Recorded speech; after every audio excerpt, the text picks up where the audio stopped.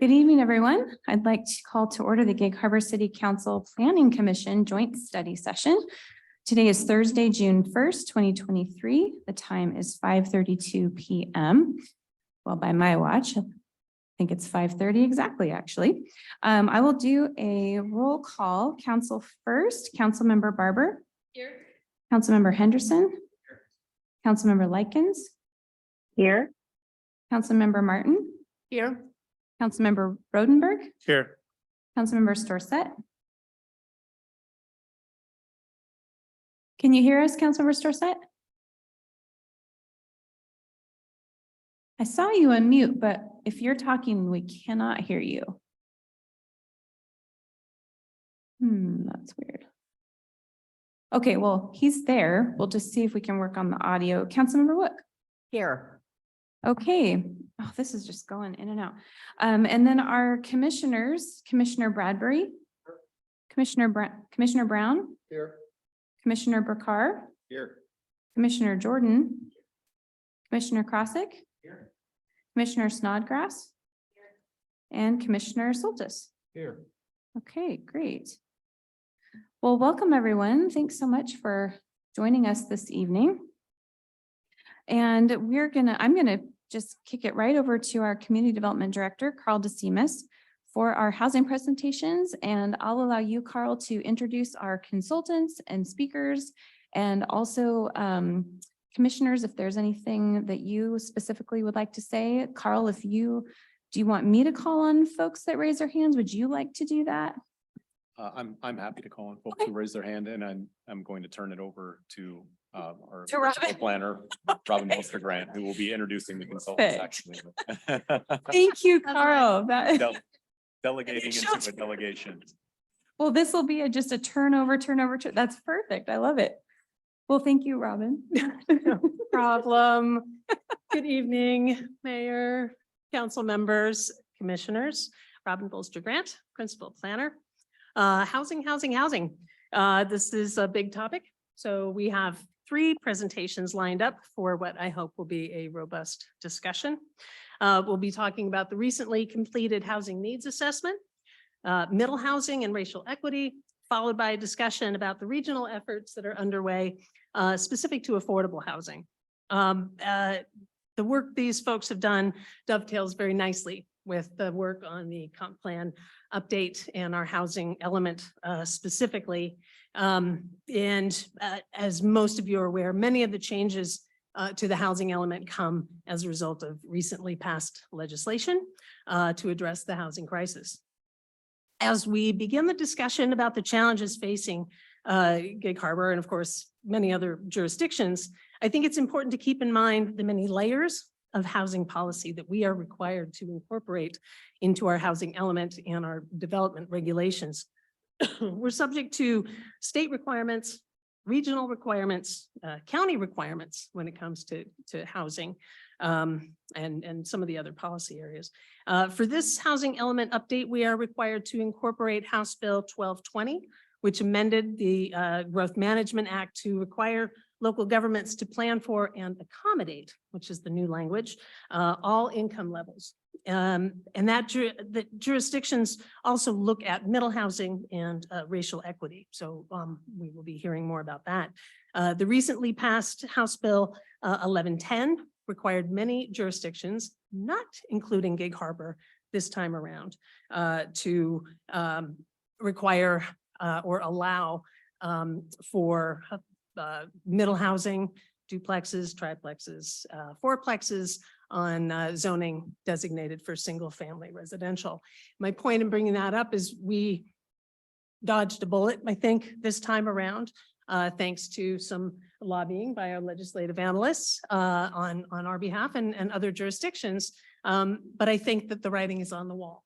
So from my perspective, coming from California, where many of these policies rolled out and caught folks by surprise, I think that we do well to look at the policy prescriptions, the choices as something that we take ownership of now before it becomes a mandate that is not in our control. So with that sort of preamble, if you will, I would like to introduce our first presenter. This is Madeline Kalin. She is with Community Attributes, Inc. And we have had the great fortune of working with her and her team on the housing needs assessment.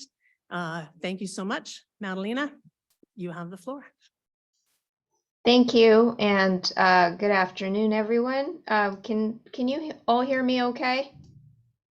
Yeah, we can hear you fine, Madalena. I also wanted to note that we do have a couple council members and commissioners who are not able to see the screen. Their backs are turned. So if you would during your presentation, not mind just saying that you're, next slide or something along those lines so that they know they've got the presentation in front of them, but just to know, so they know to flip the page. Thank you. Sure. Yes. Yeah, I can definitely do that. Okay, well, happy to be here tonight. Thank you for having us. And I'm a senior economist with Community Attributes. I've been working with Robin and Carl on this project, and we've got some good findings to present tonight for you. We've also been, our firm has also been doing a lot of other housing analyses for cities and jurisdictions throughout the Puget Sound region. I've got my colleague, Brian Lobel, who's been helping me on this project as a housing policy expert. He's shows up as Madalena for some reason, but that's my colleague there. So I will get this started.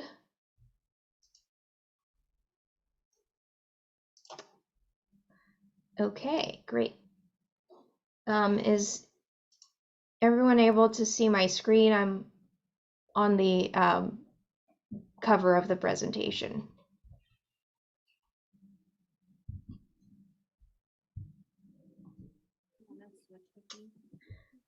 Okay. I'm happy to switch. I can't hear anyone anymore. Just one moment, Madalena. We're Oh, talking about okay. maybe making a seat change here so that others Yeah, can see the we're- screen. I'm happy to switch if anyone would like to. And we can kind of squish together if anyone else wants to kind of come join or join on the corner. Oh, okay. Sure. That sounds great.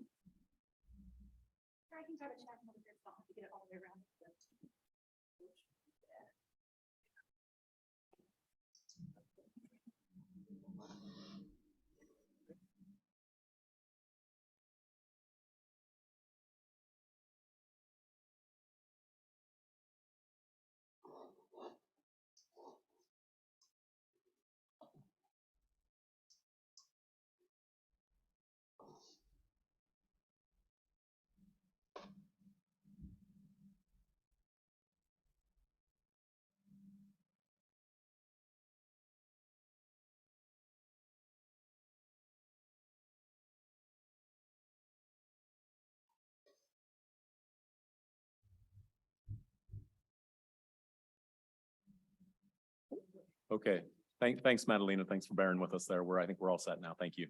Sure, thank you.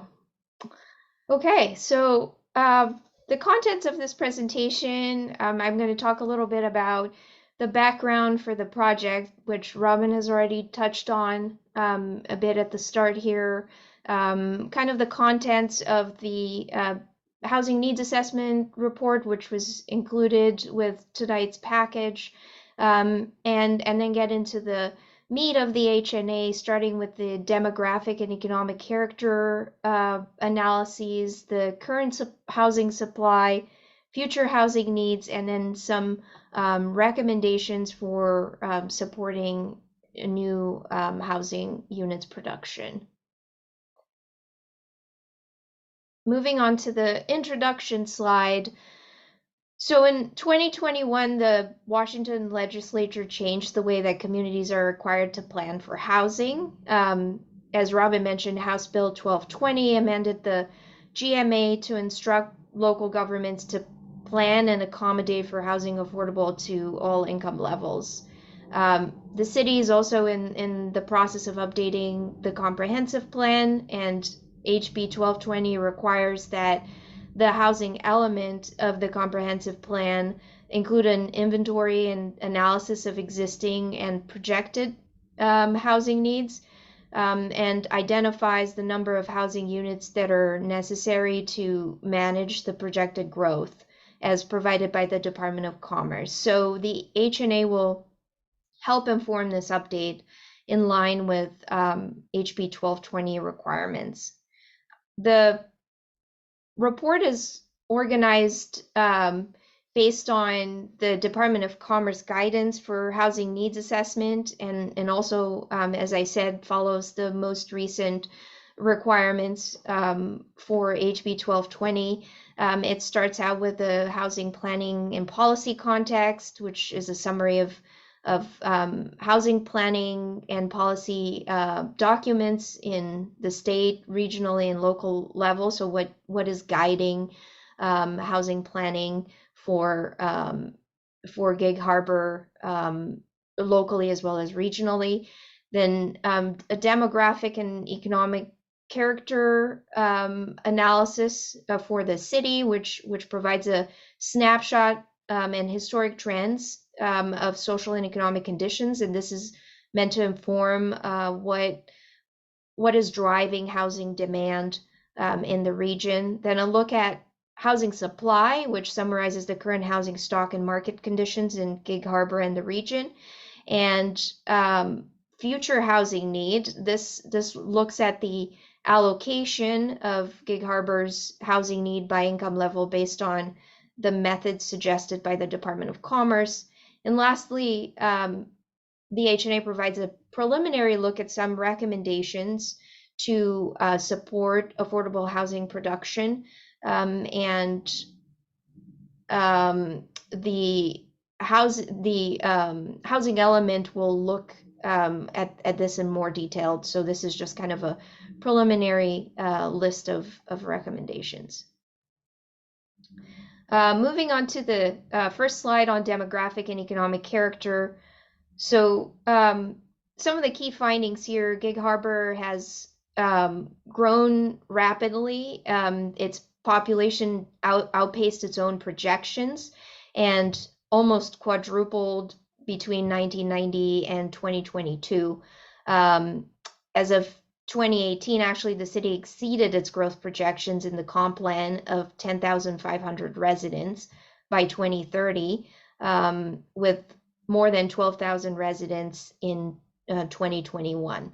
However, slower growth is expected in the future, with around 1,100 new residents per decade being expected to be added during the coming 20-year planning period, compared to the 4,900 people that were gained between 2010 and 2020.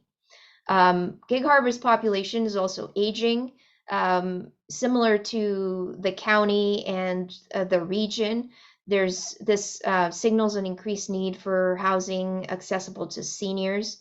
Also, I'll add here that the percentage of working age residents has decreased since 1990 and is lower than in Pierce County as a whole.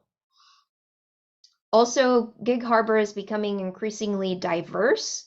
The chart that you see on this slide shows the percentage of people of color by breakdown by race and ethnicity between 1990 and 2021. So the population of BIPOC in Gig Harbor has grown substantially from 4% in 1990 to a total population to 20% of the total population in 2021. Something to mention here is that housing needs can differ for BIPOC households. So, for example, national trends suggest that Hispanic and Latino households have a larger household size, and older Asian households are more likely than whites to live in multi-generational households. So this has implication for the housing needs in the city. Continuing on to the next slide on demographic and economic character, there's been a growth in large households in Gig Harbor. And it can be explained by the Catalina, growth. we have a council member that has a question. Oh, sure. Thank you. I'm happy to wait if you want me to wait until this is done. I just want to know if this is this in the Gig Harbor City or Gig Harbor area? Yes, this, all the analysis was conducted for the city of Gig Harbor. So Oh, great. this is the city boundaries. Any other questions? Okay, so the growth in large households can be explained by the growth in family households, particularly married couples with children. And these larger households, which we're seeing in this chart to the right with 4 or more people, are mostly home owner households. So the 22% in 2021 of 4 or more person households. Gig Harbor households have higher incomes than Pierce households, and there's increasing disparities in the distribution of income. So Gig Harbor homeowners earned more than renters, and white, non-Hispanic, and Asian households earned more than other racial and ethnic groups. Gig Harbor also has a high share of workers commuting into the city for work from other locations. Around 96% of people that are employed in Gig Harbor live outside the city. And for residents, that percentage is 87. So 87% of Gig Harbor's residents are employed outside the city. Moving on to current housing. Catalina, Yes. Sorry, if I could just again interrupt, I apologize. Do you want to take questions along the way? We forgot to ask that question at the beginning, or would you Yeah, rather wait until that's- the end? Are you okay with folks asking questions along the way? No, I think that's totally fine. There's a lot of information in here, and it's going to be a lot of me talking. So yeah, I'm happy to take questions along the Okay. way. So maybe just a brief pause at the end of each slide and we'll see if Yes. anybody has any questions and then move on to the next, if that's okay. Yeah, that's great. Thank you, Thank Carl. you. Mm-hmm. Okay. Any questions on this slide? Can you hear me okay? Yes. Okay, great. Hey, thanks for the presentation. Back a couple slides, you made a comment that your projections for the next decade's growth is going to slow down in Gig Harbor, Mm-hmm. if I heard you correctly. Where did you get that analysis from? Or how did you come to those conclusions, maybe?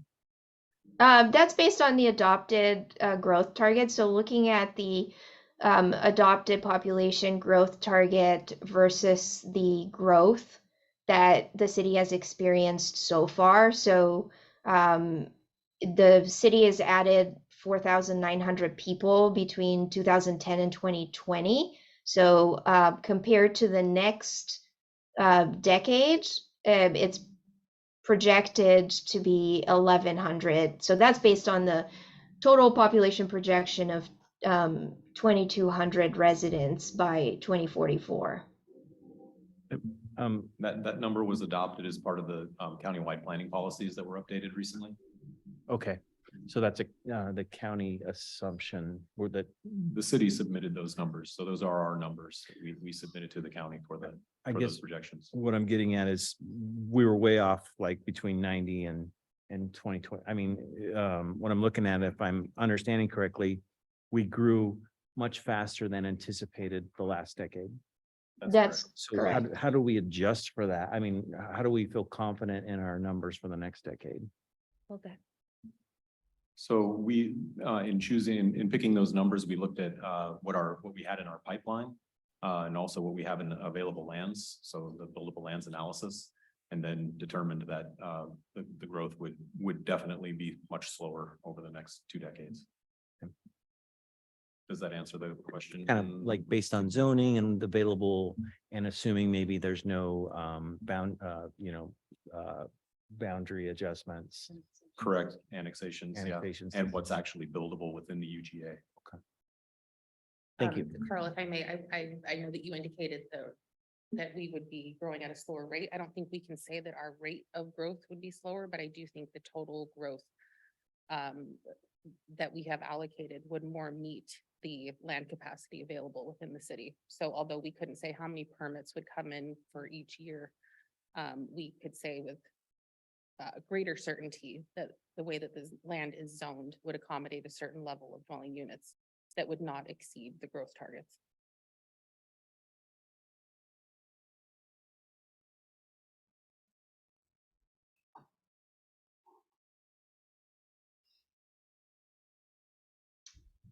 Any other questions on these slides before I move on? The differential between permits applied for in 2019, 2020, 21, 22, as compared to what they are this year and going forward is quite a spread. Do you have those numbers handy? That's a good indicator, I think. I don't year over year currently on me, but I do know that compared to last year, Q1 last year to Q1 this year, we're 67% under. There you go. That's what I was looking for. So So we are- 67% We are seeing a rate of reduction in growth permits reduction. is kind of a indicator. Councilmember Snodgrass, you had a question? Sorry, Commissioner Snodgrass. Apologize. I'm probably gonna make that. No, I apologize. good. I was just stating that one of the assumptions that had gone into that change were the changes that happened in 2018. And that's all I was. Thank you. That also is an important point, that there were policy decisions that were made to slow those growth rates down as well.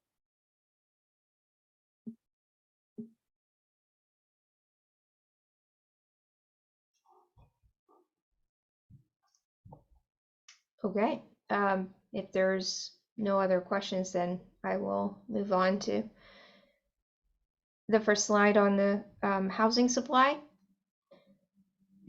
So we looked at housing cost burden, which is the percentage of the population that's spending more than 30% of their income on housing costs, and 1/3 of households in Gig Harbor are cost burdened. Certain groups are disproportionately burdened by housing costs, such as lower income households, renters, old adults living alone, and Hispanic households. All of these are have higher rates of cost burden than the other populations within the city. Gig Harbor also has too few units affordable in the 30 to 50% AMI, which stands for area median income, and less than 30% AMI income groups. Only 4% of owner-occupied housing units and 15%, so slightly higher for renter-occupied units, are affordable to extremely low and very low income households. And roughly 30% of Gig Harbor households are comprised of one person. So on the right here, there's a comparison of the distribution of housing unit size and household size in 2021. So the top shows the percentage of households and the number of households by the different by the size, and the bottom is the distribution by number of bedrooms. So there's the city's housing stock is not aligned well with its population in terms of unit size. So roughly, as I was saying, roughly 30% of Gig Harbor households are comprised of one person, and 38 of two people. However, over half of housing units in the city are built for larger households. So 38% have 3 bedrooms and an additional 19% have 4 bedrooms. So this may indicate a couple of things, either that there's single workers or small families that are seeking to live in Gig Harbor, or existing households such as retirees that are looking to downsize their home and stay in the community. They may find it difficult to access smaller format housing. It could also indicate that a portion of one or Two-person households are likely living in a housing unit with at least one unoccupied bedroom, which could reduce the number of larger homes that would be available for larger households. Any questions on this slide? What is the AMI you used? The AMI is the HUD for the Tacoma area, and I believe it's around 91,100 in 2021. What is the methodology for getting the numbers of the units and the number of people in the homes? So the data comes from HUD, and they break down the housing units and the households by the different levels, by the different sizes, sorry. So I'm not sure if that answers your question.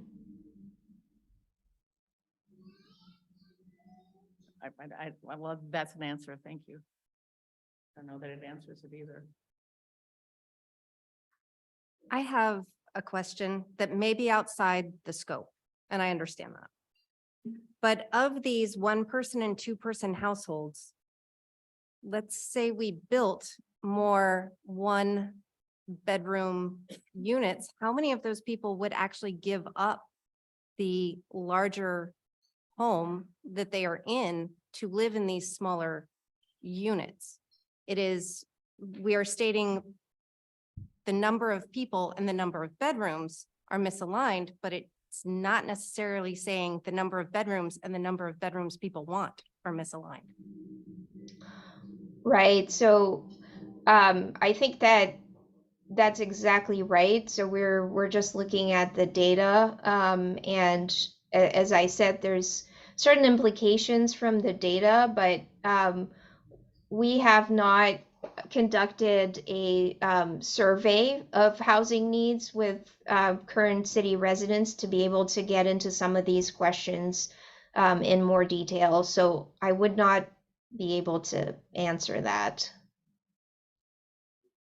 I had kind of a statement about that as well. I think that part of this, there could be a couple reasons. One might be that you've got folks that were living in a large house with lots of kids, and then the kids have left and they're still there. So now you've got a 4-bedroom, 5-bedroom house and 2 people living in there.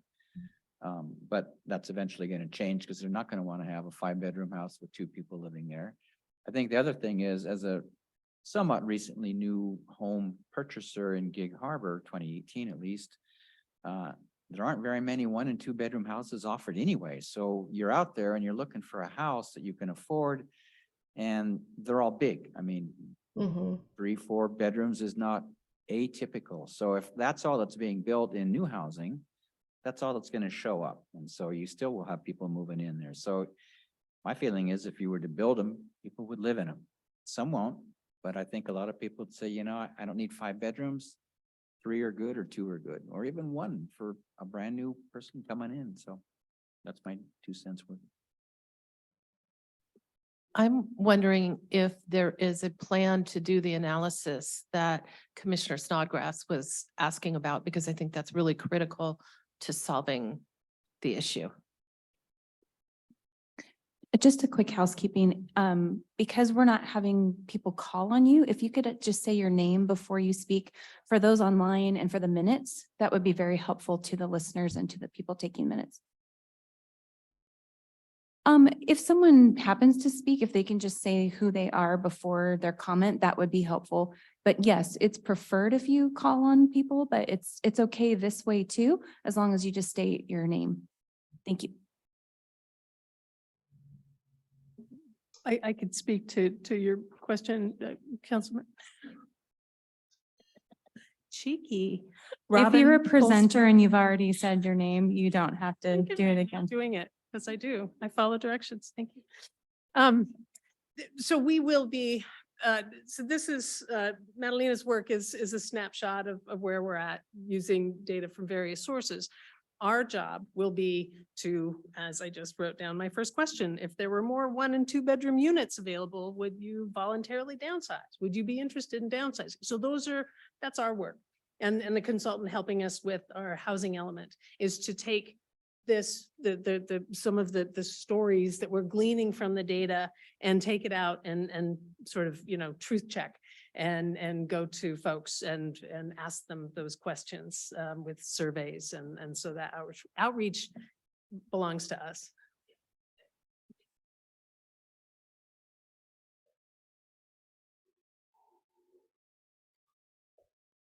Thank you, Robin.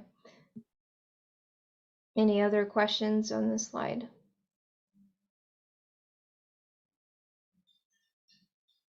I don't think so at this time. Thank you.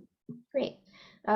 Moving on to the next slide on the current housing supply. So as the entire Puget Sound region, Gig Harbor has been experiencing a rise in home values. The median home value increased by more than 260% from 2000 to 2022, reaching a median home value of over $800,000, which is much higher than the Pierce County median home value as of March 2022. Rental prices have also increased, not as much as the price of a home, but by 72%, so quite significantly as well since 2016. Any questions on this slide?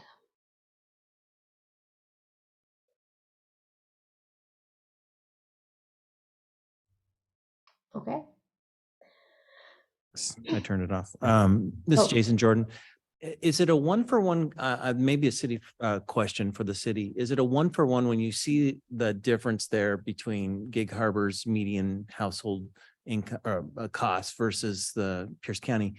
Does that mean that the city generates like $1-for-$1 in tax revenue, real estate taxes as a result of that? I guess my question is, what kind of benefit does the city capture when our house prices are so much higher than the rest of the county? And if so, is that good? Is that bad? What do you do with it? Because on its face, this looks awful, like we're way out of whack. But if we can provide more services and things like that, maybe it's not so bad.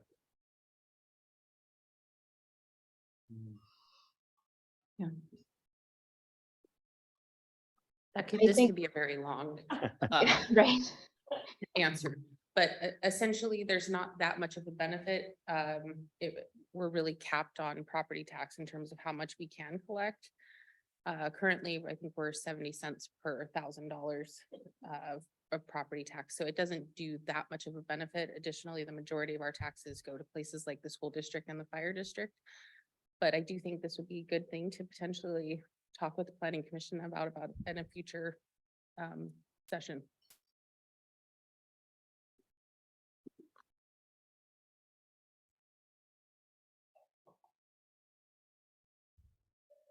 I think I see one more hand up.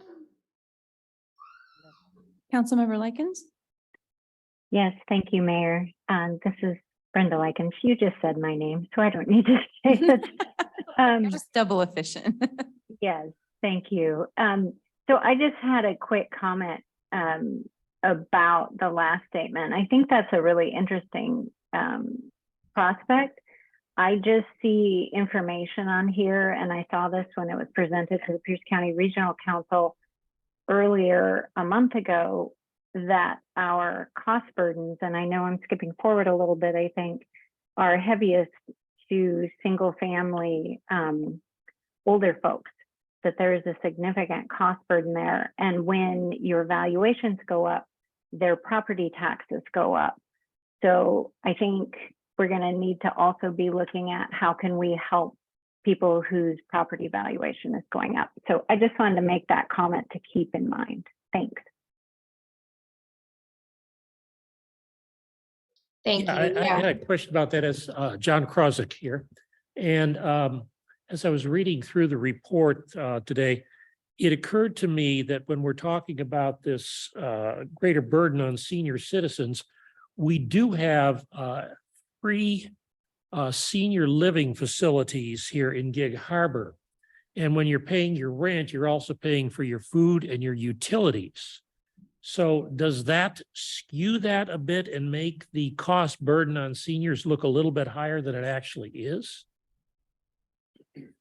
That's a great question. I would think that I would have to look at the data and see if the data does cover those that live in assisted living facilities in terms of cost burden. I know that the data covers people living in the houses that they own or they rent. So I'm not sure at this point if those are included.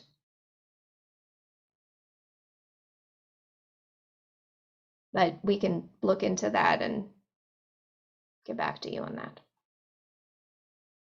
This is Councilmember Barber. I'm wondering if you could check on that and get that to Robin and Carl, because if those senior housing, if that wasn't counted, we need to make sure it gets counted also.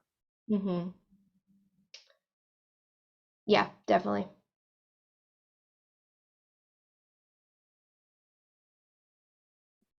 I would want to say that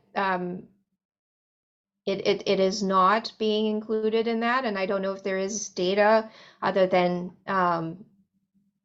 actually collecting data from getting in touch and collecting data from the assisted living facilities. So, but as I said, I will check that and I will get back to Robin. Thank you, Madalena. Any other questions on this slide, council or commissioners? I think we can move forward. Great. So getting into the future housing needs section. So in line with the requirements of HB 1220, the Department of Commerce projected housing need at the county level, including units for moderate, low, very low, and extremely low income households. So Commerce provided those projections to all counties within the state. For Pierce County specifically, the housing projections that were produced by Commerce based on the county's adopted population in the CPP differ significantly from the adopted housing growth target in the countywide planning policies. Specifically, it's about 53,000 units higher. And the discrepancy is mostly due to methodology and a different set of assumptions used by Commerce than what was employed by the county when calculating the housing units from population targets when it was adopted in the CPP. So Commerce provided a compromise that allows Pierce County to use a population target that would produce a total future housing need number equal to the adopted total housing units target of 467,000 units in the CPP. So this is relevant because the county target is then allocated to each jurisdiction, and that's what determines the units for Gig Harbor. So the Commerce Compromise housing unit growth target for the county is allocated based on the share of housing unit growth to each jurisdiction and results in 892 units for to Gig Harbor.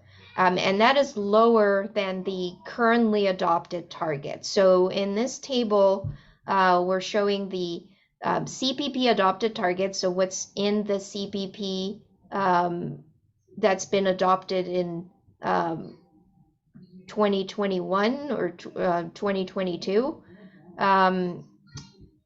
And that had a 1,000 housing units target for Gig Harbor based on the Commerce Compromise number.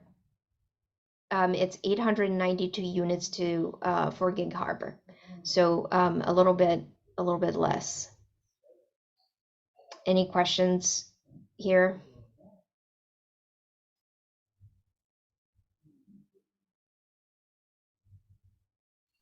I don't see any, Madalena. I think we can, Okay. oh, sorry, we do have one. Commissioner Snodgrass? Ally Snodgrass. My question is maybe Turn the mic. directed at the city. Based on our current zoning available lands, do we have the capability to accommodate 892 units? And if the majority of those are in these lower incomes, we're talking smaller housing stock, we are talking more multifamily, do we have the zoning and the land available to accommodate that? So it's two answers to that question, I suppose. The first is that, yes, we did have the available land in the buildable lands analysis, and we know that because we chose the 1,000 number originally based upon that analysis. Whether or not we have the zoning and land use right currently to accommodate the different types of housing that we might need to accommodate, that analysis still needs to be done. So it's a good question, but more analysis needs to be done before we can say for sure. Commissioner Jordan, did you also? No. I think that's it, Madalena. We could move on. Thank you. Great. So looking now at the distribution of those 892 units by income level, the Department of Commerce developed two methods for housing unit allocation.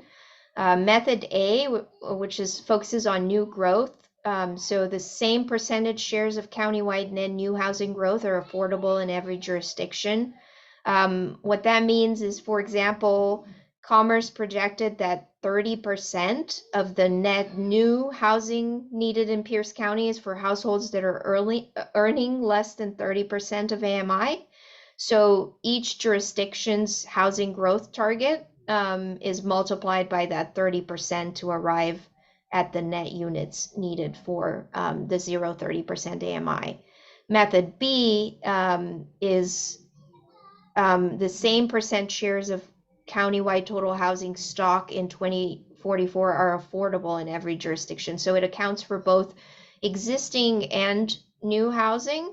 To take the same, a similar example, under method B, Commerce projects that 8% of the total future housing needed in 2044, which includes existing and new, in Pierce County is for households earning less than 30% AMI. So in this case, each jurisdiction's total projected housing stock for 2044 is multiplied by 8% to arrive at the total units needed within that bracket. So the figure on the right shows method A. The dark blue is the baseline units, so the distribution in 2020 by AMI, while the light blue is the 892 units broken down by AMI according to method A. And that results in 567 new affordable units needed, where affordable here is defined as less than 80% AMI or less than 80% AMI. I will say that the Growth Management Coordinating Committee subcommittee that was responsible for reviewing the Commerce housing need projections and methods recommended that Pierce County allocate housing by income band using method A. At the time of the report, this was not the final decision. This still needs to be approved by council, which I think should happen in June. Robin, correct me if I'm wrong here, but I think that was the latest information we had. And then method B was considered unfeasible because of limitations to policy tools that jurisdictions like Gig Harbor, which have an oversupply of units. So under method B, Gig Harbor would have an oversupply of units at higher income levels. So they would be limited in the policy tools that can be applied to address those. Any questions on this slide? Larry Bradbury. I would offer a comment here that as you go into the next slide, address the idea of affordability for 50% of less of AMI as to whether or not that is even possible to do economically in Gig Harbor. Right. So I think we'll talk in the next few slides about some recommendations for strategies to support the production of affordable units, and hopefully that answers your request. Councilmember Henderson. Oh, thank you, Carl. Councilmember Henderson. When I first read this report, before I went on a housing survey field trip yesterday with the Tacoma Pierce County Association of Realtors and the Master Builders Association, that I was just looking at these numbers thinking, yeah, okay, we need 271 units. But I think it was kind of mentioned that what we're gonna need as a city is to know, let's just look at the 0-30%, 271 units. So a unit is it a 1-bedroom house? Is it a 2-bedroom house? Or is it a 3-bedroom house or 4? Is it 350,000? Is it 450,000 or 1,000, or even rental? I mean, if a unit is also a rental, I think we would need to know at some point what that actual value is to see if it's even feasible. Because when I was talking to the builders on this tour, they said they can't even build a house for $350,000. They just flat out can't, even a small house. So if 0 to 30% equates to a 2-bedroom, $250,000 house, the only way I can see is building it is to either get money from somewhere else or subsidized. I mean, that's the same thing. So I think this is good. This is a data point. It's a point in time. But I think there's going to be a lot more analysis needed to know whether we can even reach those 271 or 165. We would need to know what that is. I mean, it's an amorphous value for me, 271 units. I don't know what that is exactly. Thanks. Councilmember Martin.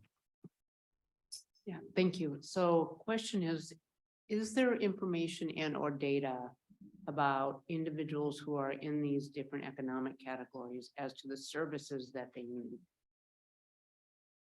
Do we have something like that? So as we're filtering in, say, as an example, we focused on the lower level of 271. Say we can get to 271 units.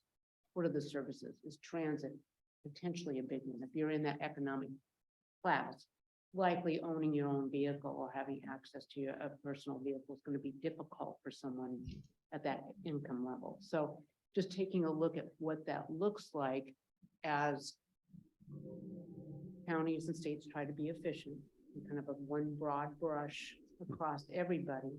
But sometimes it doesn't make sense if all of the services or many of the services are in certain geographical areas, because we know the cost of building those services out as well as the maintaining of those services. Not to suggest we shouldn't do more.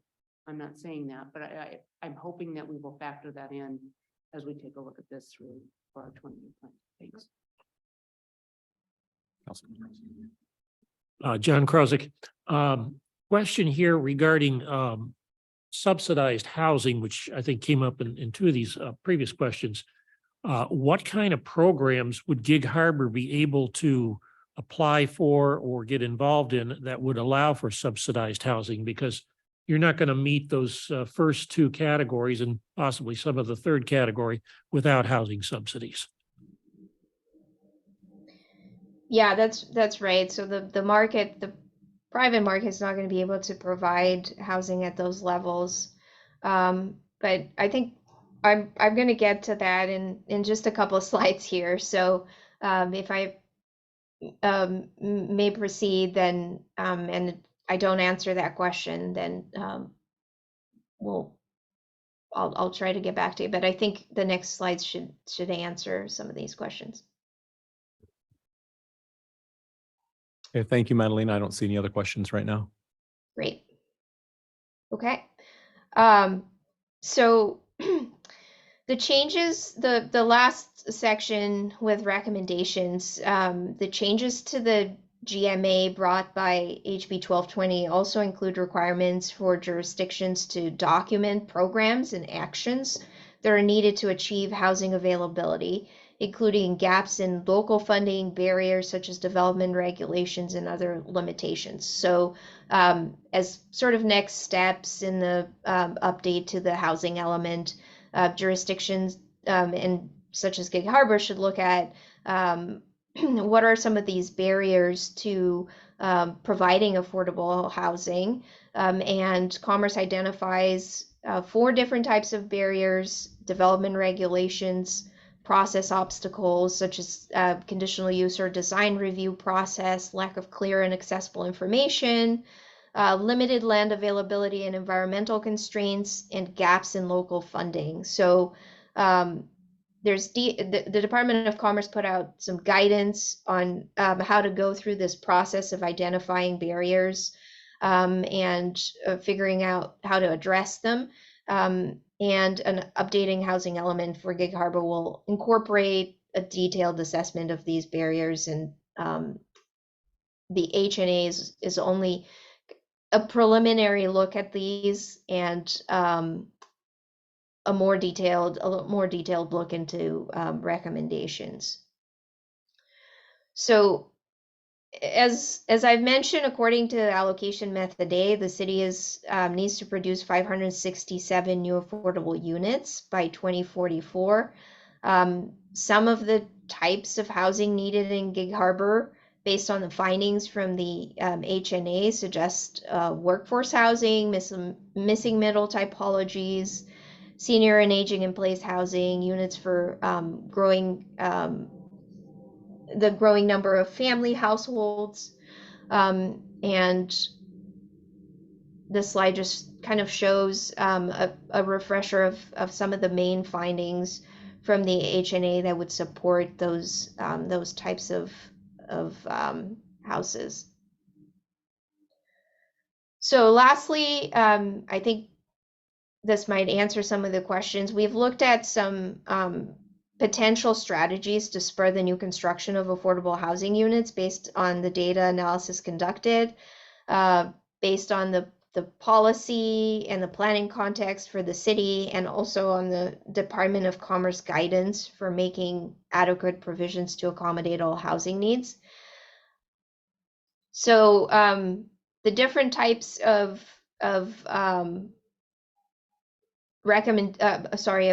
programs and policies include upzoning, so rezoning some portions of R1 and or R2 acreage to shift capacity toward higher density zones, surplus land disposition, leveraging existing public land and acquiring or assembling new acreage, leveraging planned residential development and cluster subdivisions to encourage density, reducing R1 minimums, including lot sizes, minimum lot widths, and parking requirements, relaxing ground floor retail requirements that would allow for an increased proportion of multifamily housing production in some mixed-use zones, expanding ADUs to R1 areas by right to modestly increase housing stock without altering the character of neighborhoods. I will just move on through these slides since they're connected, and I'll take questions at the end. Protecting naturally occurring affordable housing, monitoring and revising new short-term rental regulations, increasing allowed housing types in existing zones to spur further infill development with more affordable units on lots with existing homes. And lastly, nonprofit partnerships. So the production of affordable housing can be done through nonprofit agency and developer partnerships, as well as training for permitting officials. So building and permitting staff in Gig Harbor could be provided additional training that focuses on development conditions for these projects to create kind of a smoother process and increase the throughput of affordable units. And that's the end of the presentation. So happy to take questions on these last slides here.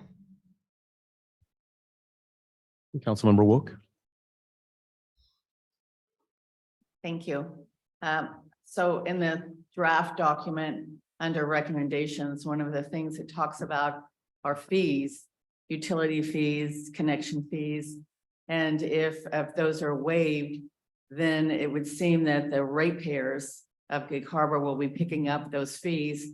And if we already have a certain number of seniors that are cost burdened, what does it do to those people who are going to be even more cost burdened because their rates are going to go up for utilities? And it seems like and another one of the recommendations, of course, was that the city purchase property, private property, and donate it to developers so they could build affordable housing. Someone's going to have to pay for those donated lands to developers. And again, that would probably fall on our citizens if there is no grant coming forward for the state. And again, if we have already some seniors and other folks in our community that are cost burdened, what does it do to those folks? And that is concern that I have and doesn't seem to be an answer anywhere. So I hope as we go forward, we look very carefully at those folks who are already cost burdened. Thank you. Thank you. So I will say that this is a very preliminary list. And I think some of the next steps would be to look at these more closely. Brian, do you want to chime in on? Yeah, I think we're referring to the connection fees with ADUs. Is that where that's coming for specifically to your first point, ma'am? I think first of all, the accessory apartments are a different issue now, given the new statewide legislation, and we're going to have to anticipate those. But I think we wrote that particular step into the recommendations connected to those accessory apartments, and perhaps considering a reduction or a waiving in connection fees for ADUs on lots with existing connections. So that would be a slightly different situation if that's the one you're referring to. But yeah, like Madalena said, these are really summary level recommendations, and we would need to study the implementation of these in a great amount of detail before making any, real fine-grained recommendations at the programmatic level. I think these are sort of suggestions around our high-level scan of the situation in Gig Harbor and our knowledge of what other cities are doing that's working in other places in Washington that could potentially work here. So I did notice that the connection fees and utility fees were just limited to ADUs. I thought that was limited, available for everyone. And I hope that somewhere along the way, our citizens will also get to weigh in on this. Yeah, and I don't think also we were suggesting that the city directly purchase land and donate it to private developers. That's not even legal, but I think what we were suggesting was disposition of currently owned, potentially surplus publicly owned land, and especially assembly of small parcels or facilitation of assembly of public-private parcels of land in the city. So that's certainly one strategy, land banking essentially, that other cities have used for affordable housing. So again, if you look on page 65 of the draft document, it absolutely talks about the city purchasing property and donating to developers. That was a typo, and that needs to be. Councilmember Wook, to your first point regarding utility and hookup fees, we have been in discussions with our public works director. He has provided a short memo to community development about some initial concerns surrounding the utilities and hookup fees. And so he would like to be, he will be participating in this conversation moving forward.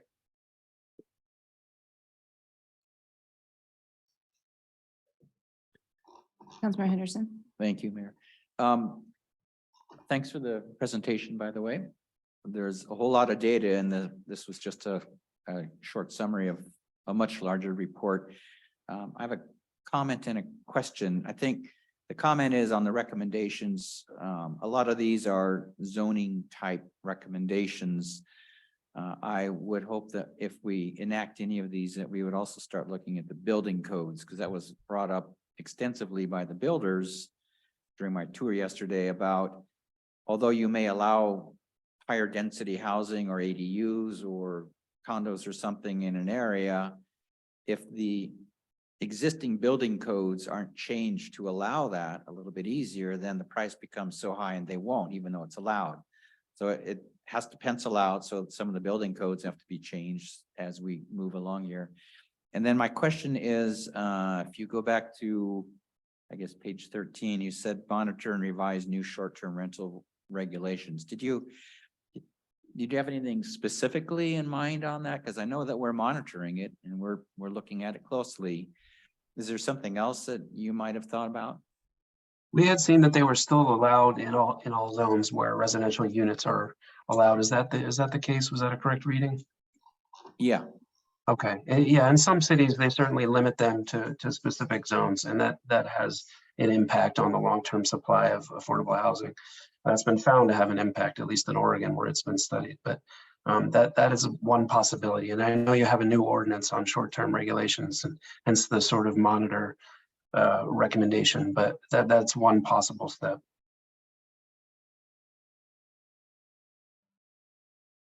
Commissioner Snodgrass. Thank you. Commissioner Snodgrass. I have a quick comment to the recommendations and something I would hope to bring to council's attention and have us maybe speaking to Tacoma specifically. They use an incentive program called the MFTE, both in an 8-year and a 12-year increment, to basically help developers have affordable housing pencil out. Now, I say that I believe very strongly in it because you don't get affordable housing without incentives or some sort of help on that. And so a combination of thoughtful upzoning and these sort of tax incentive programs do help get that built. That said, I think it's important to look at how that is being accomplished in Tacoma, and the majority of recent complexes, I've appraised several, being built under the MFTE program.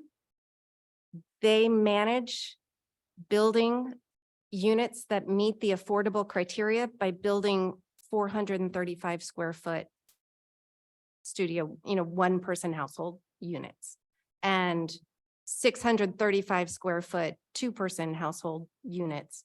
And that's how they get the required amount, and that's how they get affordable housing within their need to also make money.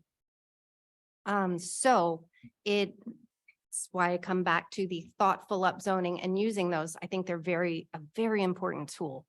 But how it gets implemented is something we will want to be aware of. And I would be curious, now that we're a couple years into it, and a couple of them have actually aged out of their tax exemption, how does Tacoma feel the success of that program, about the success of that program? What would they do differently now that they've had it for a while?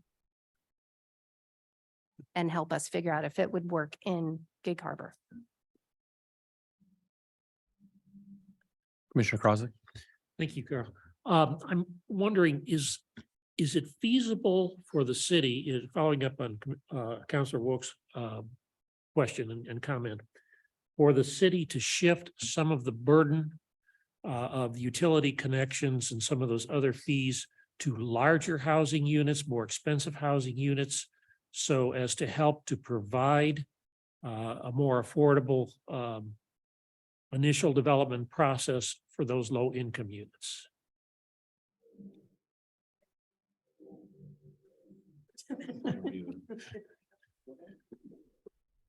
I think that's something that could be studied. That would need to be something of a policy direction from the city council and would need to be analyzed on how much those are. We do know that utility costs are projected to increase fairly substantially. And that will be forthcoming at council work session near you very soon. Regarding the stormwater and wastewater improvements that are needed. So we would need to see how much that would further increase those rates. For others, and as Councilmember Luke has discussed today, there is a concern of the elderly in our community and having additional utility fees. So I guess what I'm trying to say is there's a balance to all of that. That is possible. Thank you. I would just offer a comment kind of encapsulating everything that's been said. It is financially not possible to build affordable housing in Gig Harbor to meet that under 50% AMI. It just simply isn't. So what we're talking about here, and we've been talking about for a while now, is not constructing housing, but social programs to support people who can't afford the housing that could be built or that currently exists. And that is a whole nother kettle of fish. Just kind of leave it there. Commissioner Burkhardt. Thanks. Thanks, Madalena, for the presentation. You mentioned multi-generational housing, I think in your demographic slide. Are we seeing an increase in that? Or is that being drilled down in? I would imagine, you know, given our dearth of large homes with not many occupants, that may be an area that may absorb some numbers in our community potentially. Yeah, we don't have data on that specifically. I think what I was referencing there was kind of national trends in terms of housing needs for those categories of population, but I wouldn't be able to answer that question. We haven't looked at that data to see if there's a increase in multi-generational households. And we don't have any real examples of policy in this area, that any policies that may expand that?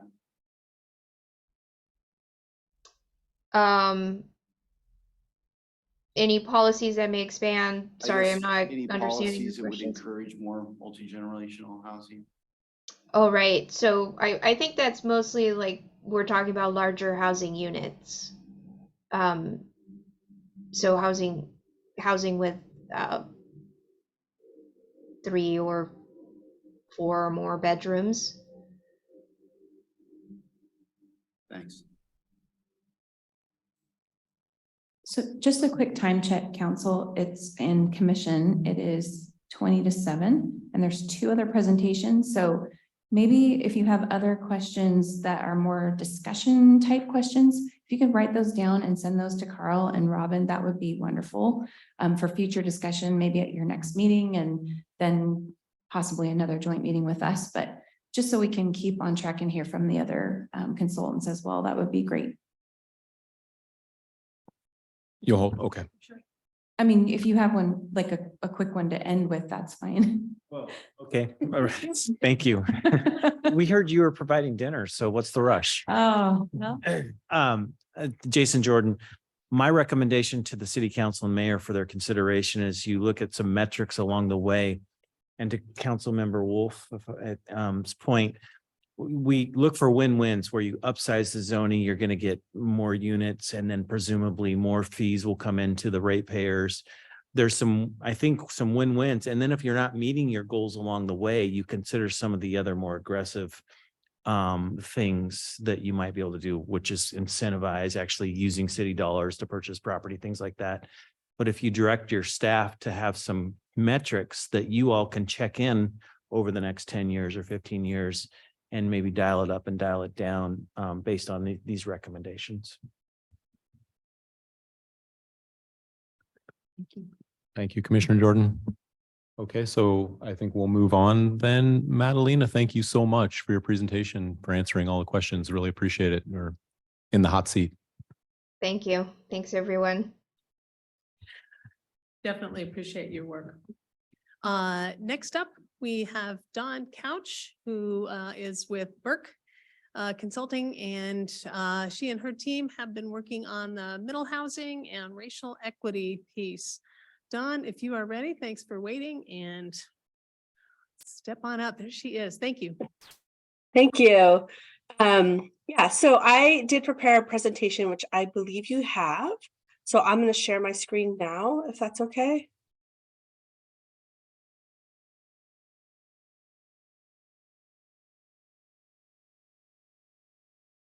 Can I get a thumbs up? People can see my screen. Excellent, thank you. All right. So I'm here this evening presenting on the work related to the SHAPE Middle Housing Grant. So Gig Harbor is working with SHAPE. You'll hear from them, I think after my presentation, on a middle housing grant offered by the Department of Commerce. There are 5 cities participating in the grant. So you are in the company of Edgewood, Fife, Milton, and University Place, and then Pierce County. The way the grant is structured is it has 2 big buckets of work. The first one is called a racial equity analysis, and that's really designed to do some of that background data analysis and research to support communities as they go and update their housing elements so it meets the new requirements that were established by HB 1220. Both Robin and Madeline spoke to that, so I'll breeze through that pretty quickly. The racial equity analysis follows the published Commerce guidance on how to go through that. This is a kind of like the first year that people are implementing these new requirements. And so we're kind of watching how different communities go about it and how the dust falls. And so this is all kind of the brave new world in terms of doing the racial equity analysis. The project also included some attention and focus on communication materials around middle housing forms that would be more relevant for kind of rural or ex-urban areas. And so we've kind of submitted those. We had good feedback from Robin, and so hopefully that will be of use to the city going forward. The other big bucket of part of the SHAPE grant is around a suitability assessment for middle housing within the jurisdictions. And so that includes kind of a review of the existing policies and some parts of the development code, as well as a suitability assessment of where middle housing kind of fits based on a set of criteria that I'll go through. And then the final input of this is the policy recommendations. We're kind of right now in our process. We've done a lot of things in the first 2 columns, and we're kind of finalizing those policy recommendations. So at the end of my presentation, I'll have a couple of things that haven't yet had the benefit of staff feedback on.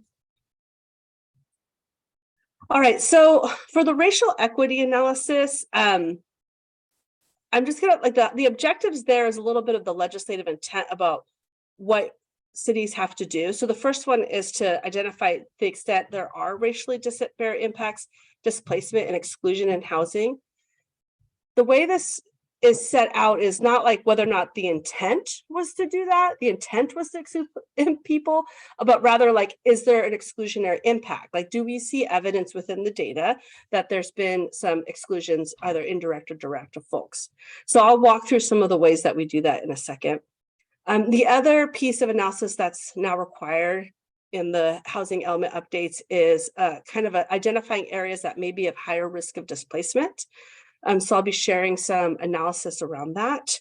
And then the other components of implementing the new HB 1220 requirements is developing policies and regulations to address and undo those racially disparate impacts, kind of forward-looking, and then also establishing anti-displacement strategies. So I'll go through next some of the different kind of technical components that comprise that racial equity analysis. And what we're looking at here are patterns of exclusion and or segregation, kind of how housing affordability and housing gaps impact different racial and ethnic groups in the community. We've also looked at, thinking about displacement risk. We've done one side about a social vulnerability to displacement, and on the other side of like where in the community are there areas more likely to be redeveloped based on a relationship between the land value and the improvement value on the lots. So that kind of indicates to the degree which there would be where it would be more profitable to redevelop area, which in that redevelopment could create displacement. So I'm going to move through the racial data and equity analysis. My target for my presentation is about 15 minutes. I'm happy to take questions during it because some of these metrics might be a little bit new to folks. And we'll just try to keep ourselves like kind of on that time target. Right. Madalena like spoke to kind of the composition of the community, so I won't say much about it. What we have here on the slide is just looking at Gig Harbor compared to Pierce County, and then both communities or jurisdictions 2010 to 2020. Similar to the work that Madalena like presented, all of this information is self-identified racial or ethnic categories to the American Community Survey.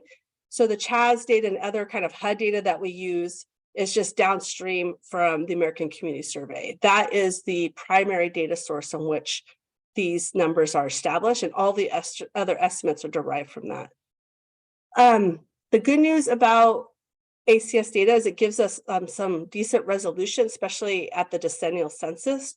2020, kind of small geographic areas. The challenge is the buckets that that people self-identify into are kind of big and kind of hide a lot of the diversity that might be in the community.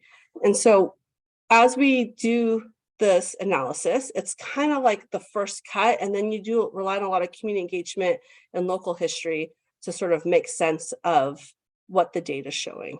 So we'll talk a little bit about that as we go through it.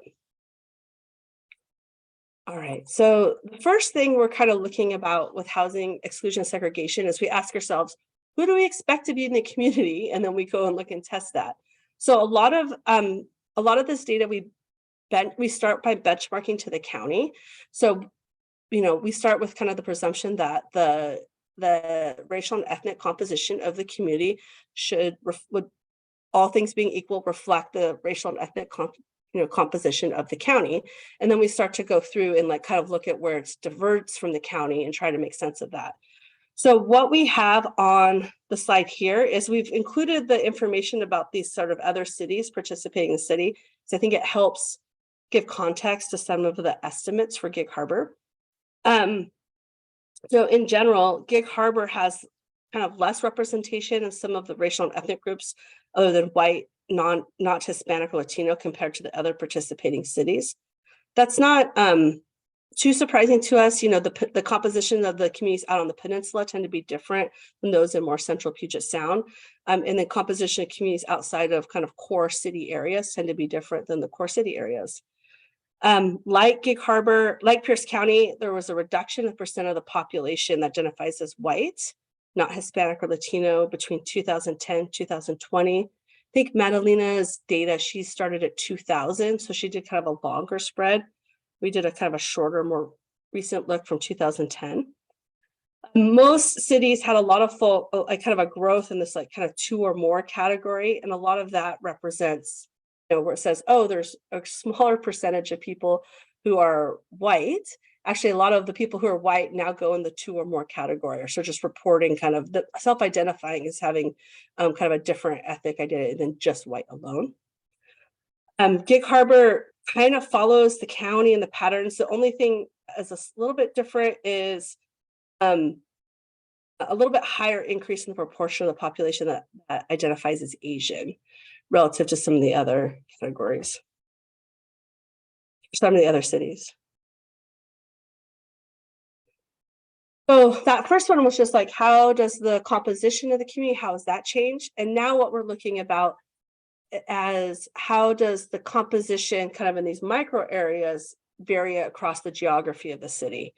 And so what we're trying to understand here to a degree is their patterns of segregation or exclusion amongst your different racial and ethnic minorities in the community.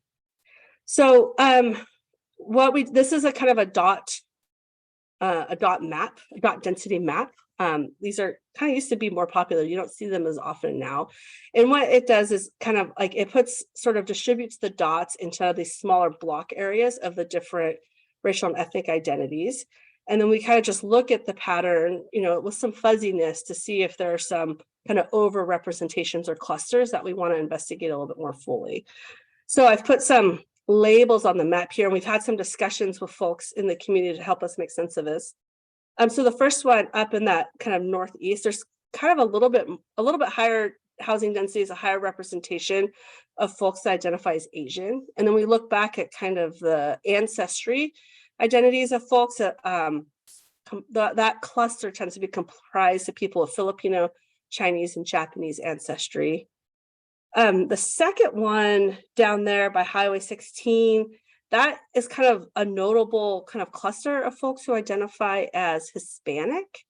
We were trying to sort out like why is there a cluster of people that identifies Hispanic in that area? There's some like kind of multifamily housing multi-house. There looks like there have been some recent redevelopment in that area just based on kind of changes in the land use. And so, we'd want to do a little bit further investigation to see if that kind of is holding up or if those folks now are kind of more dispersed. Number 3 that's up there is just a kind of another little cluster. That looks like it's a little higher cluster density of number of people. That looks like it could be associated with the Hillcrest Mobile Home Park.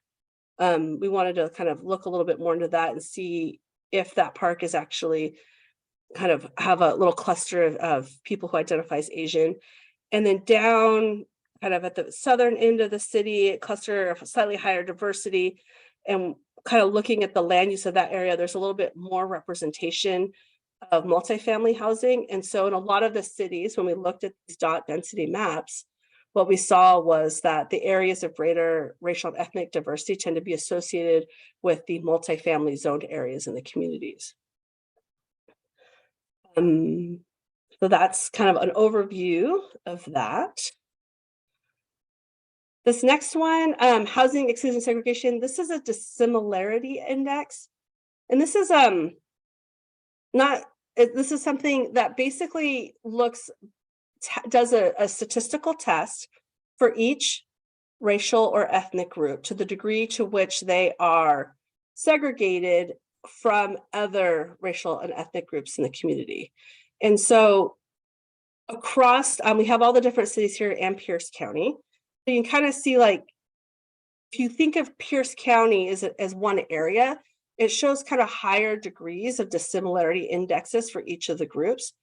And that is often the case because Pierce County is a much larger community with a much greater variation in community types with different histories and economies and things of that nature. So then you kind of like go into the kind of these smaller communities. Across the reference communities that we're looking here, Gig Harbor is not showing a higher degree relative to anyone else of high dissimilar indexes, which means that based on this data, we're not seeing any particular group that seems to be overly segregated. And usually what we like, that 0.4 is kind of like anything north of 0.4, you'd be like, okay, that statistically seems significant in terms of segregation. Anything below 0.4 is a little bit more fuzzy. The other pattern I think worth noting is that across all the communities and Pierce County as a whole, the Black and or African-American community tends to have higher rates of dissimilarity index, meaning they tend to be more segregated than all of the other racial and ethnic groups. That is consistent with kind of North American historical patterns of segregation of that community. The second one here, like the Asian also tends to be highest across. The Asian community is it's such a broad, especially in the Northwest, such a broad bucket. And so it includes a lot of our kind of racial and ethnic kind of immigrant enclave neighborhoods too. So you get kind of higher levels of racial segregation for those folks. Hispanic and Latino tends to be less. And then the orange bars, if you just look at all non-white identified people or all BIPOC people.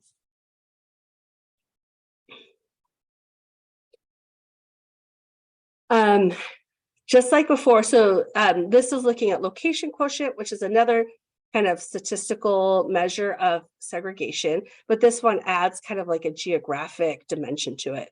So what this says is, if you look at, like, say in a community, the 10% of the entire community is Hispanic. And then we'll look at like each little section of the community and we'll say, is that if it's 10% exactly the same, then it is kind of a 1-to-1, basically 1. So the percentage of Hispanic people in this little block is the same as the whole city. So the Hispanic population is neither over or underrepresented. The index is 1. When you have higher representations, the index goes higher, so 2.0. And if it's under, you get anything less than 1 starts to be, they're underrepresented. So when we look at, this is looking across the 5 regions. This is looking specifically for the Black alone population. Our full analysis does it for each of the racial categories. What is showing is in Gig Harbor is that the Black alone population seems to be overrepresented in that top northwest corner. That area, we took a closer look, and it's, first of all, there's very few people identified as Black in Gig Harbor. And in that northwest corner, there's some new development.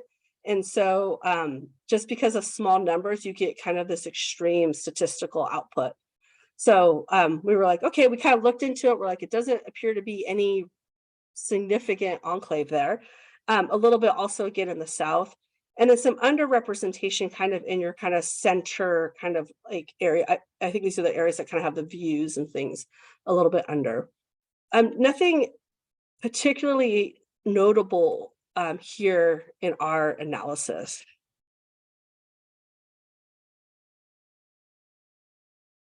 And now we're kind of getting a little bit to the affordability. Madalena spoke a little bit to cost burden. I just want to like clarify, cost burden is a little bit of a hard thing to wrap your head around because it's focused simply on your income. So cost burden is looks at the income of households in the area, and then also looks at the amount people pay in rent or housing costs. So it's a little agnostic to like equity that people may own in their homes. So it takes a little bit of digging to sort of like parse it out a little bit. So what we have here on the left, the bar chart on the left, this is doing a comparison between essentially trying to get a sense of an effective shortage. So it's a relationship between the number of households that earn with incomes of less than 50% of AMI compared to the number of housing units that are available at that same affordable to that household group. So looking across here, what we see is outside of all the cities, there's an effective shortage for folks in that 0 to 30% AMI, 0 to 50% AMI. That means the folks that are in that income category are likely spending more than they can afford on rent. Edgewood is throwing kind of like odd things here where they're showing that they have a little bit more of a surplus there in those items. I think the pattern is very similar across for Gig Harbor as the other cities. Basically, the lower your income is, the harder it will be for you to find a unit in these communities that you can afford based on your income. On the right-hand side, we're just looking at kind of how there's been a shift in those affordability between 2014 and 2019. Those are the latest observations where data is available. So Gig Harbor, you can kind of see that it's been a little bit neutral. So units that were affordable for those very low income households, there's been maybe a slight loss of it, but kind of pretty close to 0 in terms of the number of units. You can see Fife and Milton has been able to add some units affordable to that 30 to 50%. They have these orange bars going up. Those would be kind of new developments that have gone in that will take advantage of some of the subsidies. But they've seen a loss at kind of that 50 to 80%. Whereas Gig Harbor's had a little bit of gain in that 50 to 80%. And then of course, your biggest gain has been housing that's affordable to people that earn 80% of AMI or above. So what this is saying is currently, in terms of what the market's delivering, it's not necessary, you're not getting the increase in housing affordable to those like bottom two levels.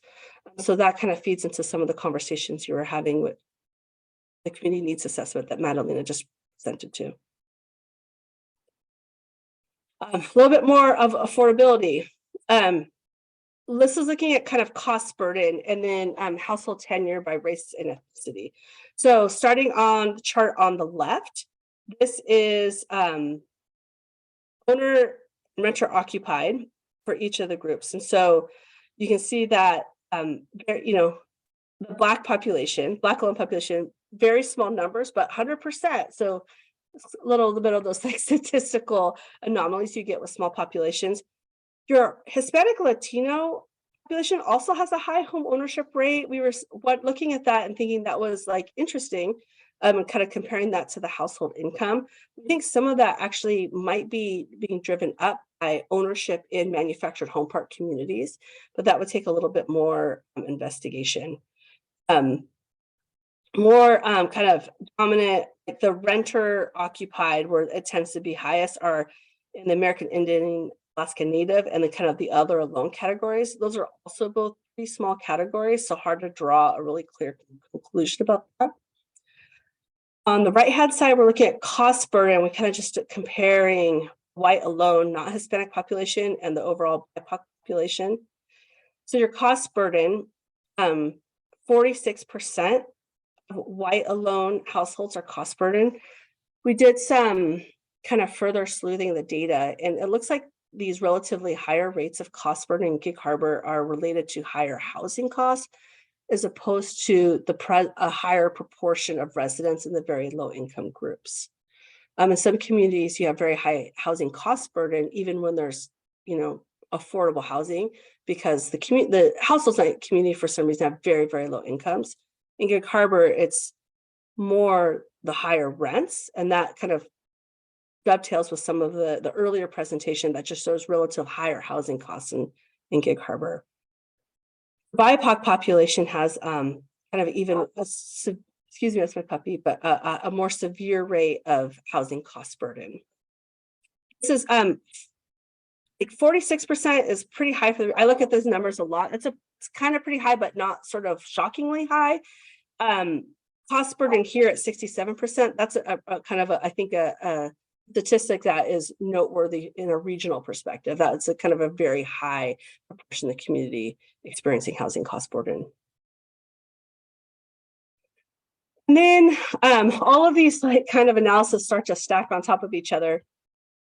I'll talk a little bit here next about kind of the displacement risk assessment, but what we're looking at here is the improvement to land value ratio. So on a parcel, when the land value is very high, so think of a very old, kind of not well-maintained house on a very well-sited lot. So in that case, the land value of the lot is very high, but the improvement value being that old little, like 100-year-old little bungalow that hasn't seen much love, that's very low. So that ratio would suggest that that parcel is pretty suitable to redevelopment. Someone could redevelop that and basically make a profit because they'd be capitalizing on that, the residual land value there on the value of the lot. And so what this analysis does is, like, all things given equal, where the developer is likely to make their first move, and they tend to make it where there's a more assurance of profit, and then this ratio becomes really relevant for that. And so what you're seeing here in Gig Harbor, we looked at this county-wide, and so there's a lot of variation across the county, as you can imagine. In Gig Harbor, perhaps not as a huge surprise to you, there isn't a lot of like low-hanging fruit in terms of kind of development redevelopment potential. So there's a couple kind of odd little parcel out here, I think might have some other encumbrance that's just like kind of falling off. And then kind of distribute it through the area. There's some kind of like low ILR options kind of distribute throughout. So nothing really able to drive.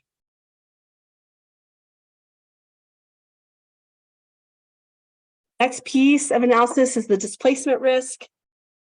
The displacement risk, so you as being part of the Puget PSRC region, you know, there is kind of an existing displacement risk analysis. That's really focuses on kind of potential impacts of high capacity transit going in.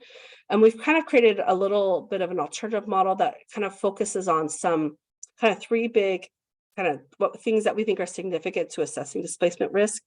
The first one is social vulnerability. That's driven on kind of the national literature that says who's vulnerable to displacement. And that tends to be households with lower incomes, households who rent their housing, and households comprised of people, BIPOC folks. And the way we're thinking about displacement is, you know, if someone's displaced for their home, how likely are they able to find another unit in their existing community that they can afford? And so that's where, you know, so sometimes housing, people get displaced out of their unit, but if they can find another unit to rent on the block, we don't consider that high displacement risk. When whole communities, where people like have a disruption to their place of residence and they have to leave the community, that's a displacement risk.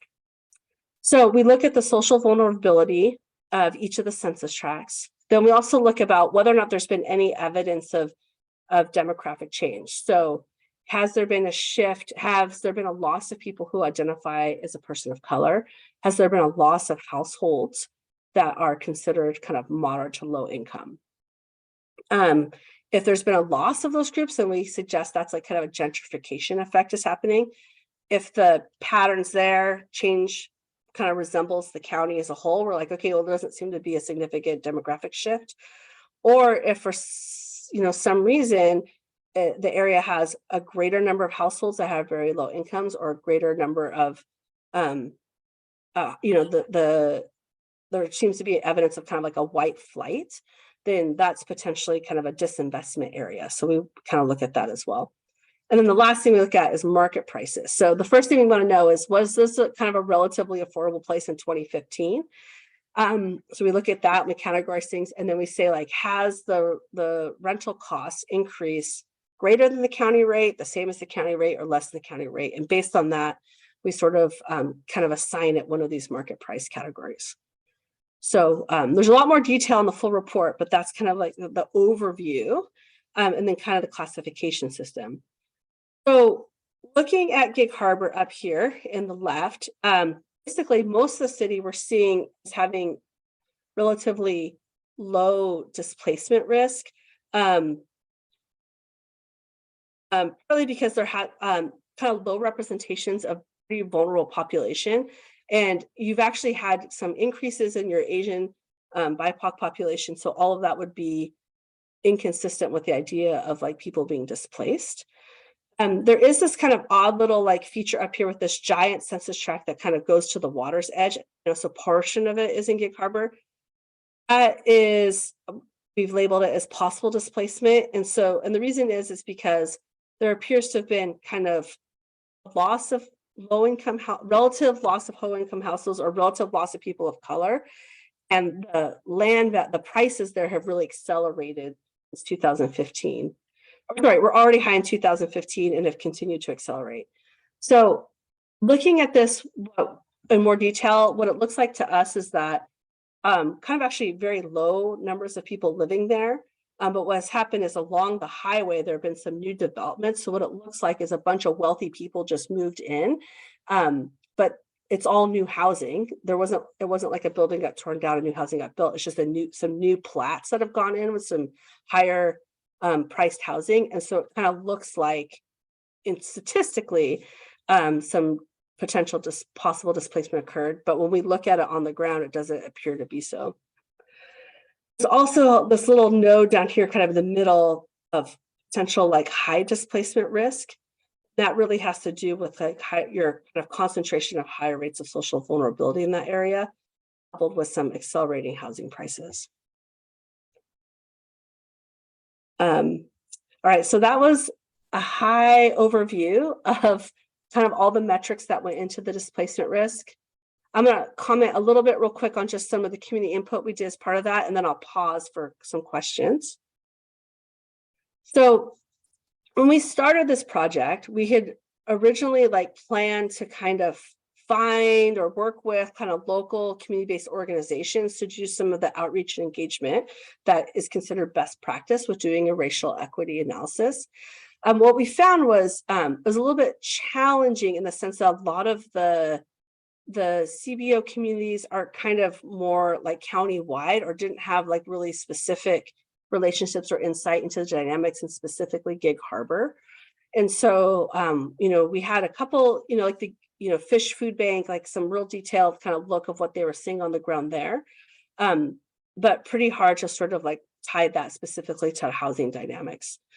So we're kind of sharing this back and we're providing more details to staff, but we're sharing this back kind of a high level in terms of looking at reviewing some of this preliminary data with folks and trying to get a sense of the push and pull factors that people are experiencing with regards to displacement. This is our kind of high level findings. So the first one is that housing costs are a major barrier to stable housing for everybody. It doesn't seem to be particularly pronounced for any specific racial or ethnic group. Some of the barriers people talk about is just kind of like access to credit, access to, financial institutions that create barriers, and then a lack of access to information about how to kind of move into home ownership or kind of other kind of housing options. Consistent with a lot of the communities, higher concentrations of people of color really associated with multifamily housing. When you have all your multifamily housing kind of segregated to one part of your city, in effect, you're creating racial segregation if that's the way the housing incomes work in your community. We've seen some kind of growing Asian communities associated with kind of retirement housing. I think that's kind of relevant to kind of the north part of Gig Harbor, or in some of the other communities, there's been these kind of new, very, very dense housing subdivisions in the like 700 and 900 range. And those are heavily like attract a lot of people identify as Asian moving into those communities. Very few people spoke about experience of exclusion based on their racial or ethnic identity. When they talk about their struggles of staying housed in the community, rarely did they frame that in terms of their own ethnic or racial identity. And very few people spoke about experience of displacement based on racial or ethnic identity. And the final, we did do a couple like interviews with the development community around kind of the kind of middle housing typologies. I think I'm sure the community attributes team is kind of having more conversations about that. Our just kind of first initial conversations is kind of some complaints, I guess, from the community that it's just hard to build in Gig Harbor for a number of reasons. And we're kind of have a kind of more details on that we're providing to staff. So a couple of other recommendations for additional, as we hand this off to the city staff who are doing more community engagement, a couple of our recommendations of things to sort of kind of further pursue, questions that we weren't yet able to answer. We have here kind of just our high level summary of our findings for the racial equity analysis. So again, the way this works is we do the analysis and the community engagement. It's like, these are the observed racially disparate impacts. And then when we do the policy evaluation, we sort of hold ourselves accountable to these. So the first one, there's some evidence of exclusionary effects for Black and Hispanic or Latino households. They're just underrepresented in the community. And so just noting that as kind of like, that's what the data yields. And there's some racial disparity in housing cost burden, particularly among renters.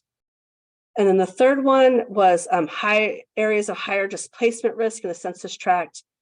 Kind of talked a little bit of where that was.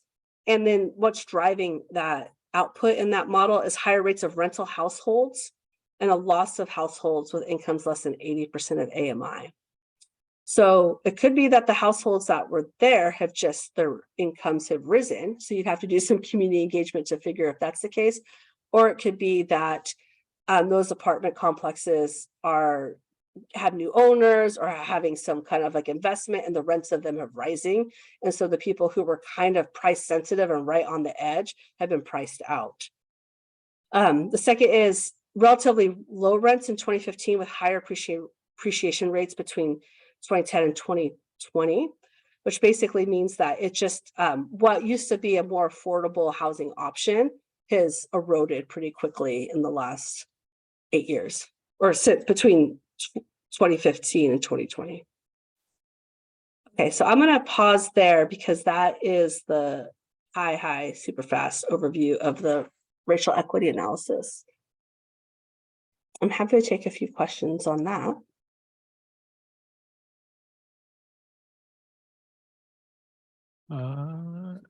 Any questions from commissioners or council? I have a question. John Crozick here.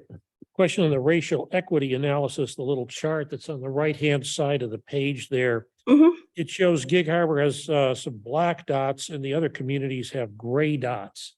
Is that because we're only focusing on Gig Harbor, or are those gray dots? Yeah, in this- correct. Yeah. Just to help your eye track it, I just added a little watermark over the other cities, but I wanted to give you a sense of what we found in the other communities, just to put the findings in context.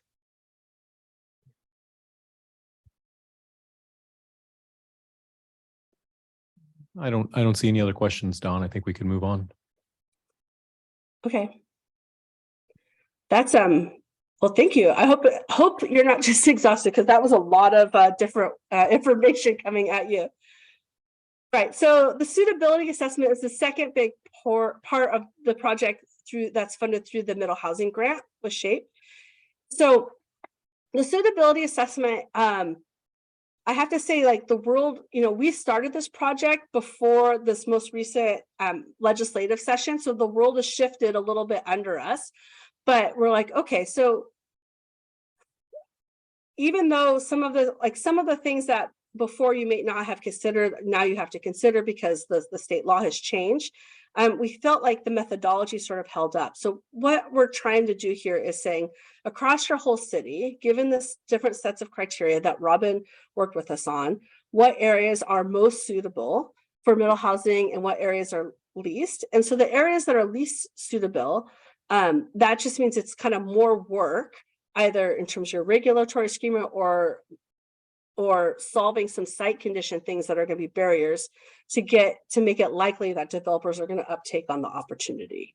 And so it's a little bit of those two things. So the first way we went about it is we kind of we divided the criteria into two buckets. The first one was site characteristics, and the second one was land use regulatory conditions. And our thinking was land use and regulatory conditions, that's the policy purview. So that's things that are relatively easy for the city to change. And things like site characteristics, like steep slopes, ecologically sensitive areas, flood zones, those are all harder to change. We kind of trying to figure out like where things like access to sanitary sewer or some like key infrastructure pieces, it's a human system. So like, yes, we can change it. It's not like we're trying to move the mountain. We can change, or the ocean, so we can change it, but it's really expensive and it's very hard to do, and it's probably not going to be happening in your comp plan update.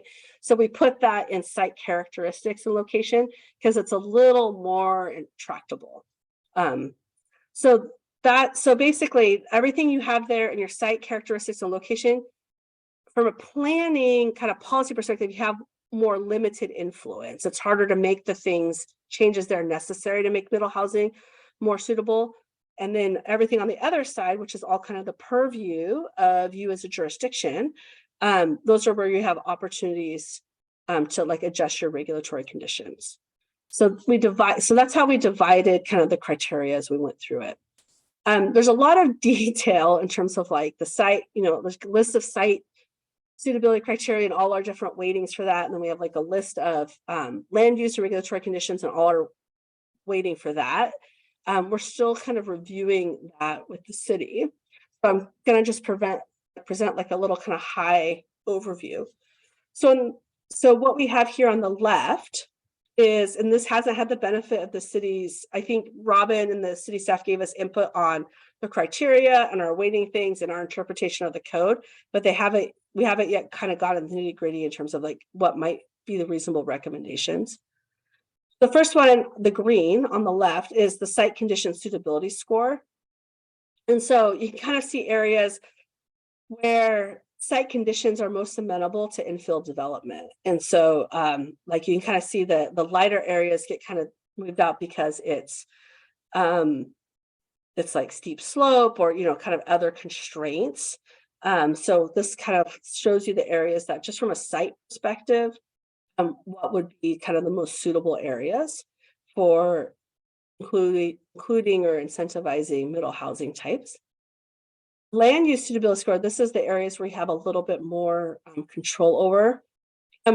When areas where it was like outright prohibitive, like we don't want it there, those kind of fade out. We got those as kind of low. So that'd be some of your commercial zones, some of these areas up here to the kind of the left, you have some park areas, like all of that kind of got netted out. Your non-residential use areas get kind of deprioritized. Some of the other communities, we had to go back and revise this method because we're like, oh, this is a residential area, it's allowed, yay. And what they said was actually, we're hoping for higher densities there. We really need that transit-oriented development there. We really need the densities there. So like meet our growth targets. And so then we actually updated the models there to kind of de-incentivize those areas. So that's what kind of the land use suitability score is. And so then what we'd say is like, okay, given your kind of zoning rubric and the site conditions, these are the areas that seem most suitable for middle housing. And then we kind of go through and look at your development regulations and codes and make recommendations on where those are sort of prohibiting or overly encumbering type of housing development. So your middle housing suitability index you have over here, where basically the site suitability, it got changed from green to pink. So you have a high, low, green to pink, and then the land use suitability is blue. And this crosshatch, so your darkest colors are the areas based on the model output, our first place to like focus for the highest suitability for middle inclusion or incentivizing middle housing types. Then, you know, kind of, so that's just kind of the composite of those two indexes. So this is kind of our next set of conversations with the city will be, is this aligning to kind of their thinking about how they want to differentiate between their zones going forward.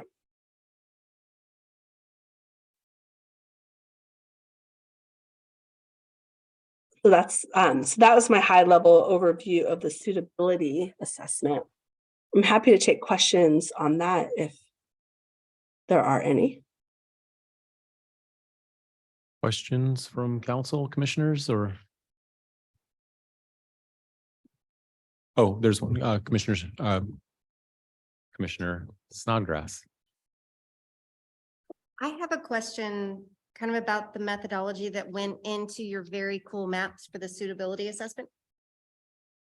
What weighting was given to access to transit and present density allowed in making your determinations, you know, on how dark the color is, for lack of a better way of putting it?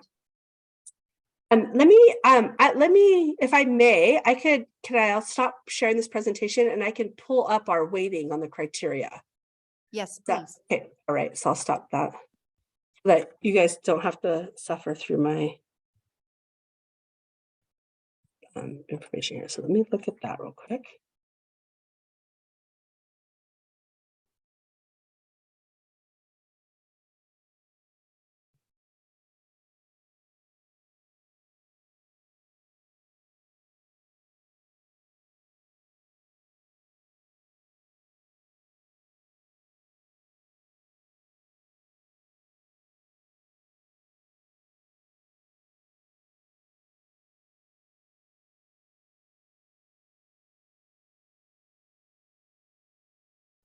Okay, so I'll share.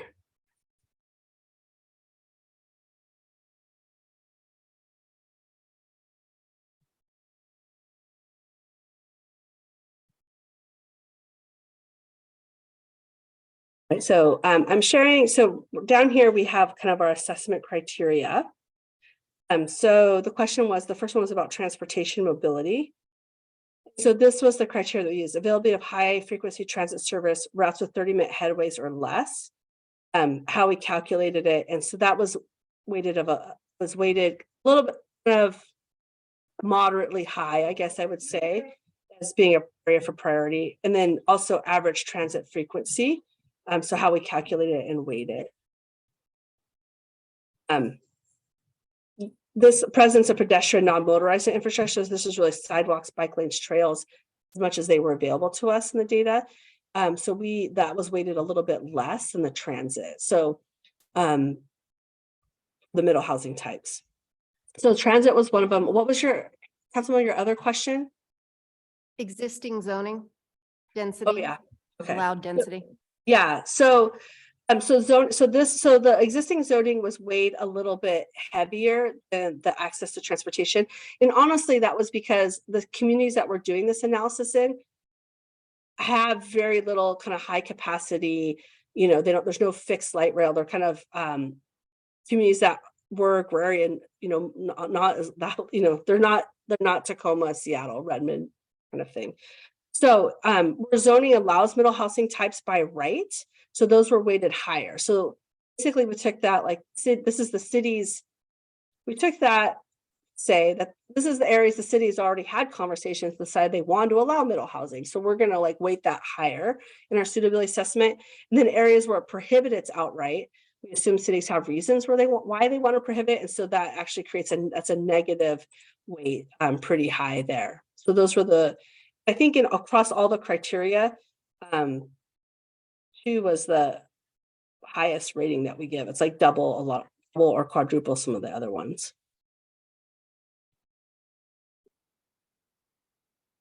Thank you. Would we be able to have that report? I didn't see it in the packet. Is that available for? The report is not available yet. We haven't actually seen it yet either, so. Okay, thank you. So Robin, as part of working with the 5 jurisdictions and SHAPE, we've gone through kind of these weighting and regulatory criteria. What the city hasn't yet seen was what the output looks like in Gig Harbor. And that's why I had just those very small, tiny little maps as kind of a preview of kind of our next conversation we're having with the city staff. Councilmember Henderson? Thanks. The -2 where it says zone prohibits middle housing types, that then is represented by the low suitability.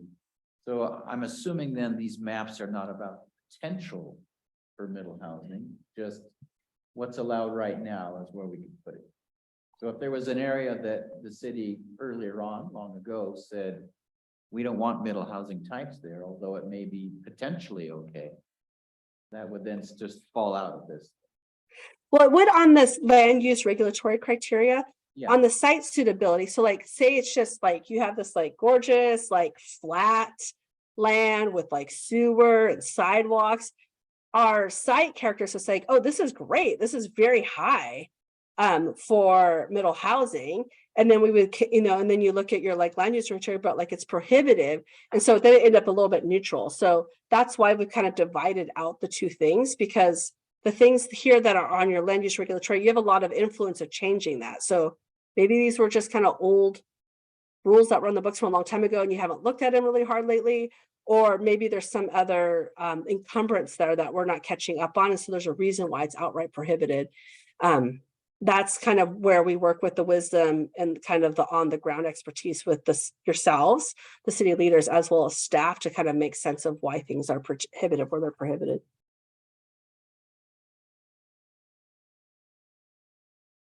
Councilmember Wook? Well, thank you. Thank you for your presentation as well.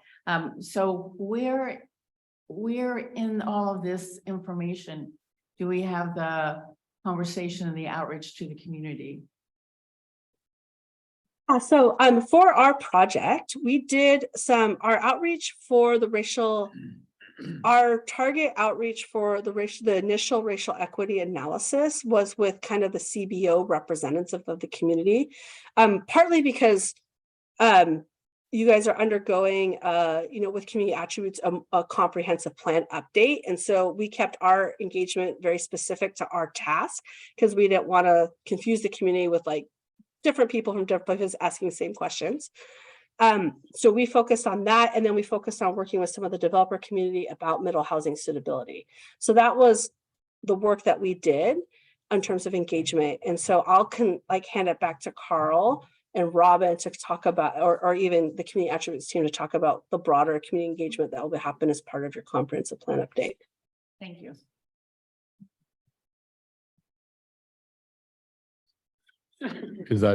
Are we continuing this question? Or- Things passed into you guys. Thanks, Dawn. So this will be a major part of our outreach as we go forward. Once we have all of this data in front of us and we are able to speak to it coherently, then next steps will be to get out to the public and get feedback from folks on what we found. Here's what we found. Here are some of the recommendations that have been offered to us. And what do you think about these? So we don't have that in front of us yet.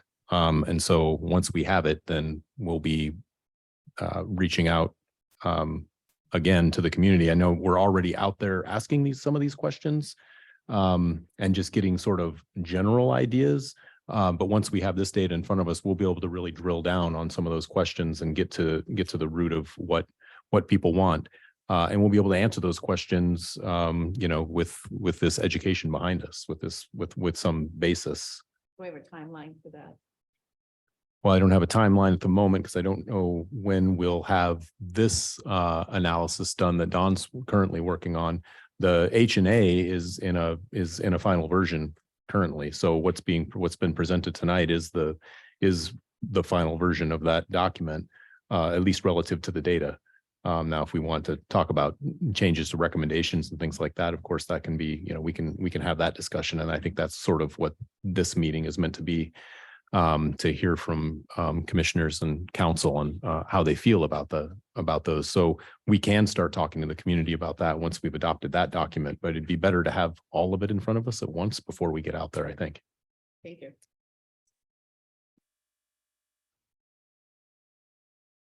Any other questions for Dawn, I think, before she is off the hook here? Carl, I just wanted to point out that on the website link with this agenda, there is a link PDF to House Bill 1220 that was passed in 2021, I believe. And so if folks either here or that are listening are wondering what this work was stemmed from, or why is the city looking at this, would encourage those folks to look at that bill and what was required of local jurisdictions through GMA updates through that House Bill 1220. Okay. If that's it, thank you, Dawn, for that. Look forward to finishing up with you and seeing where this shakes out. But I appreciate all your hard work. Thank you so much. Thank you. We are ready for our last present. Oh, whoops, question. Oh, sorry. I'd like to take a 5-minute break, please. That's a great idea. Yeah. Thank you. No, excellent idea. All right. So are we will taking a break. reconvene at 7:38. Perfect. Thank you.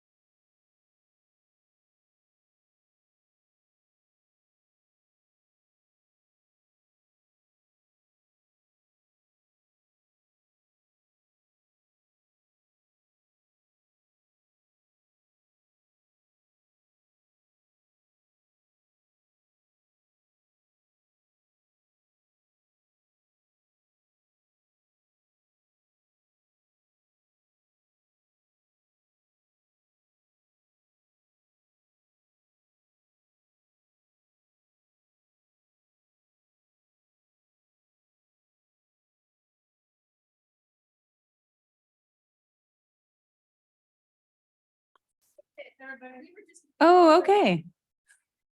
Well, we have returned from break. The time is 7:42 PM. Welcome back to the Gig Harbor City Council Planning Commission Joint Study Session of Thursday, June 1st. And I'll pass it back over to Robin Bolster Grant for our next presenter. Thank you so much. For our final presentation, Jason Gauthier from SHAPE, which is our South Sound Housing Affordability Partners. There's another letter in there that I always forget, but these are the folks doing regional work with affordable housing and helping us, supporting us in myriad ways. Jason, please. Thank you.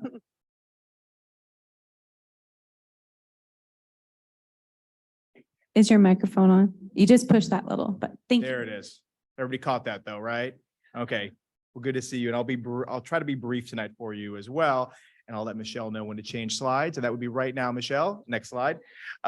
So briefly for Councilmember Martin, who has never heard me present before, and for the Planning Commission, I'll give you a quick overview tonight of what SHAPE is and a little bit of our history very briefly. We'll also talk about our last year, which was sort of the first year of SHAPE in 2022, the first official year, looking forward to 2023, and then our comprehensive plan supports. I was sitting in the back of the room, jumping out of my skin when questions would get asked, that I was like, I know the answer to this, and I know why some things are exciting that you are all doing. So try to get to some of those in a moment here. So next slide, please. So just a little bit of SHAPE history. SHAPE as a formal organization wasn't started until October of 2021, but it started as a meeting of the mayoral roundtable of housing affordability.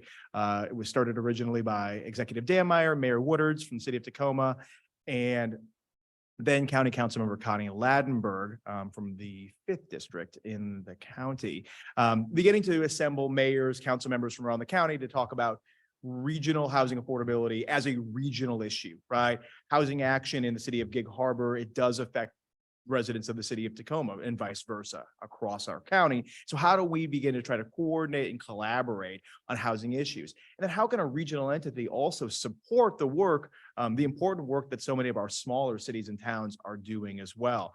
Limited capacity in many of our towns. Most of our members are smaller than even the city of Gig Harbor. So they've got fewer Robins and Carls doing this important work, planning for the long range future of their communities. So 2020, there was a study done. In 2021, they hired a consultant to do a multi-year process, talking with communities about what would regional collaboration look like. End of 2021, the first 14 members officially signed on to the interlocal agreement, creating SHAPE. The first official board meeting was held in December of that year. I was hired as the first employee in April, and in May, we added our 15th member, the city of DuPont. Next slide, please. So what did we do in 2022? It seems so long ago, yet it was not. We added our 15th member, as I mentioned that year, our regional middle housing grant, which Dawn just did a great job, a kind of a long job in explaining to you. I did want to mention one thing that I thought was really important that I think got missed in that, and it's alignment with your comprehensive plan. So the big carrot of that middle housing grant was those first two pieces that Dawn talked about, the racial equity analysis and the anti-displacement work. Those are both required pieces of your comprehensive plan. And so as I was telling Councilmember Henderson before this, those are the things that are required. So somebody was going to do that work, whether it was going to be internally by staff here, whether it was going to be by a paid consultant, or by that middle housing grant work. So I really applaud the city of Gig Harbor for looking forward on both saving money by going after that grant on a regional basis, and then also that suitability analysis arms your staff and your community with just more information to make the best decisions how to plan long-term for housing in your community. We adopted our 2023 work plan, our 2023 legislative agenda, which I'll talk about in a moment here. Our housing affordability mapping. One of the things that our members often talked about was we don't realize where affordable housing is being built around our community, what type of housing is being built, and then also what sort of housing services are provided to our community residents to help them continue to afford to live in our community. So whether that's the usage of the senior and disabled household property tax exemption, minor and major home repair programs across our communities, our accessibility modification programs that are run out of Pierce County, a myriad of programs that help low-income residents in all of our communities across Pierce County live affordably in our communities. We begin to map that out, begin to identify areas of Pierce County where there was low usage of those programs, because those programs are almost across the board are undersubscribed in those housing services, which means there's money on the table to help people. Folks just are not accessing those services, whether that's, a large scale, a new roof on a house, or it's just a small electrical issue. Those things are services that the county does provide that we need to see more folks access if they are able to. And then we completed our staffing in 2022 as well. I feel like there was more, but that's all I had time for on this slide. Next slide, please, Michelle. So 2023, what are we doing? A bunch of stuff. I'll try to fly through these a little quickly. Facilitating development of affordable housing. We're currently working, there was a mention about surplus property or publicly owned property for affordable housing. This is something that often is talked about, not done as much as you would imagine, because there's not that much property left in our great communities. But we're working with the Department of Natural Resources on a property in Frederickson that will yield at least 26 new, probably home ownership units in that community. We're working with Pierce County. We identified that, working with DNR. We're helping Pierce County with the acquisition of that. That should happen by the end of this year. They'll facilitate that transfer to an affordable housing developer. We're also working with Pierce Transit on a surplus property they have at one of their transit centers, 72nd and Portland Avenue in Tacoma. We've identified that, working with the developer to complete a submission on that RFP to transfer that real estate and to develop a multifamily project on that site. So that sort of early work to identify those underutilized parcels is going to bear fruit here in the next couple of years. Our collaborative funding, I won't go deep into this, but we've got a number of cities that collect a dedicated revenue for affordable housing and don't spend it. A lot of reasons for the not spending it, primarily capacity. There are only three local governments in our communities that have somebody with a housing staff title, somebody that does affordable housing as a job. That's Pierce County, City of Lakewood, and City of Tacoma. And so SHAPE often fills that gap for some of our cities. So we're working with 5 cities right now and the county on a regional collaboration of those dollars to better spur affordable housing development, both in those communities and Pierce County wide. Property tax exemption seminars, again, mentioned these services are underutilized. There was a study done by the Pierce County Council earlier this year that identified that their methodology would say that there are 12,000 qualified households in Pierce County for the various property tax exemptions that do not utilize those programs. So we've been working with the assessor's office to hold seminars across Pierce County to really give that one-to-one attention for those members of our community who might be eligible, or their caretakers who might be able to better help the residents of those homes apply for and receive those exemptions. We've also worked with Pierce County, bringing together those housing services folks, because that's a natural audience right there. Folks that might be low income qualifying for property tax exemption might also be qualified for various home repair modification programs. So we've held 6 of those this year, more than 150 attendees. There were 2 actually on this side of the bridge. I say that because I don't live on this side of the bridge. We had, I think, just over 40 folks here a couple of months ago, and then at the Key Peninsula Community Service Center, they had to turn people away from that event. Unfortunately, there were over 70 attendees of that one. So we've seen great uptake in that so far this year. Philanthropy roundtables, we've been working with local philanthropy. They have a deep desire as well to invest in affordable housing, but not as I keep saying, not the capacity and expertise to best evaluate projects. Nobody wants to capital dollars or heavy investments for anybody, whether it's government or private entities. They are looking for a better facilitator for what is a real project and where are dollars best used to facilitate the creation of affordable housing. So we're going to begin holding quarterly events with local funders so that they can better understand what the pipeline looks like in Pierce County for that development and try to align their investments with public investments being made. Developer portal and database. This is something that will directly relate to Robin and Carl's work as they get into the comprehensive plan. Without diving too deep into, you talked earlier about the affordable housing numbers in your housing targets. The comprehensive plan is all about community engagement, right? Whether residents of this community and folks who are going to build, who do build or might build in this community. So engaging that affordable housing development world to better understand, why aren't you building in the city of Gig Harbor? What would make our development environment more conducive to the products that you bring? And that's also working with Gig Harbor to better understand what are the type of affordable housing products that you feel would best fit and serve your community. Right. So as an example, I'll use DuPont and Gig Harbor as two opposing communities. One, DuPont, that's a future high capacity transit community where the majority of their development is going to take place in where that transit's going to come in. So unlikely that a bunch of duplexes and single family homes are what they're going to target for sort of their best, their highest and best use in that growth area. Or Gig Harbor, not a high capacity transit community. I don't anticipate a bunch of high rises going up in Gig Harbor, where that might be the case in DuPont. So when Robin begins to look at, and I don't know how far you've talked about this, but identifying potential barriers and trying to make provisions to allow for more affordable housing development, instead of Robin going out and talking to every affordable housing developer, we're here to better help Robin and Carl identify those that have the products to bring to the table, so that Robin's not wasting her time talking to developers who are like, we only build 6+ story buildings. Why would we ever build in Gig Harbor, Robin? It's talking with the folks who are doing more of those infill type development that Dawn just talked about. Legislative advocacy. This is something that we've, part of the reason why I was brought on board was because of my experience in Olympia over the years as a lobbyist for Habitat for Humanity. This year, we worked heavily with our nonprofit community and our local government members who had priority affordable housing projects. Year over year, for about the last 12 years, if you look at Pierce County investments from the state's primary way to invest in affordable housing, the Affordable Housing Trust Fund. Every biennium, it gets a bunch of money, could be 100 million, some years it's 180 million. This year was by far the biggest investment ever of $400 million. But year over year, Pierce County projects receive about 5% of that big bucket of money for affordable housing development, while Pierce County has 13% of the state's population. So we are inequitably served by that primary source of affordable housing funding.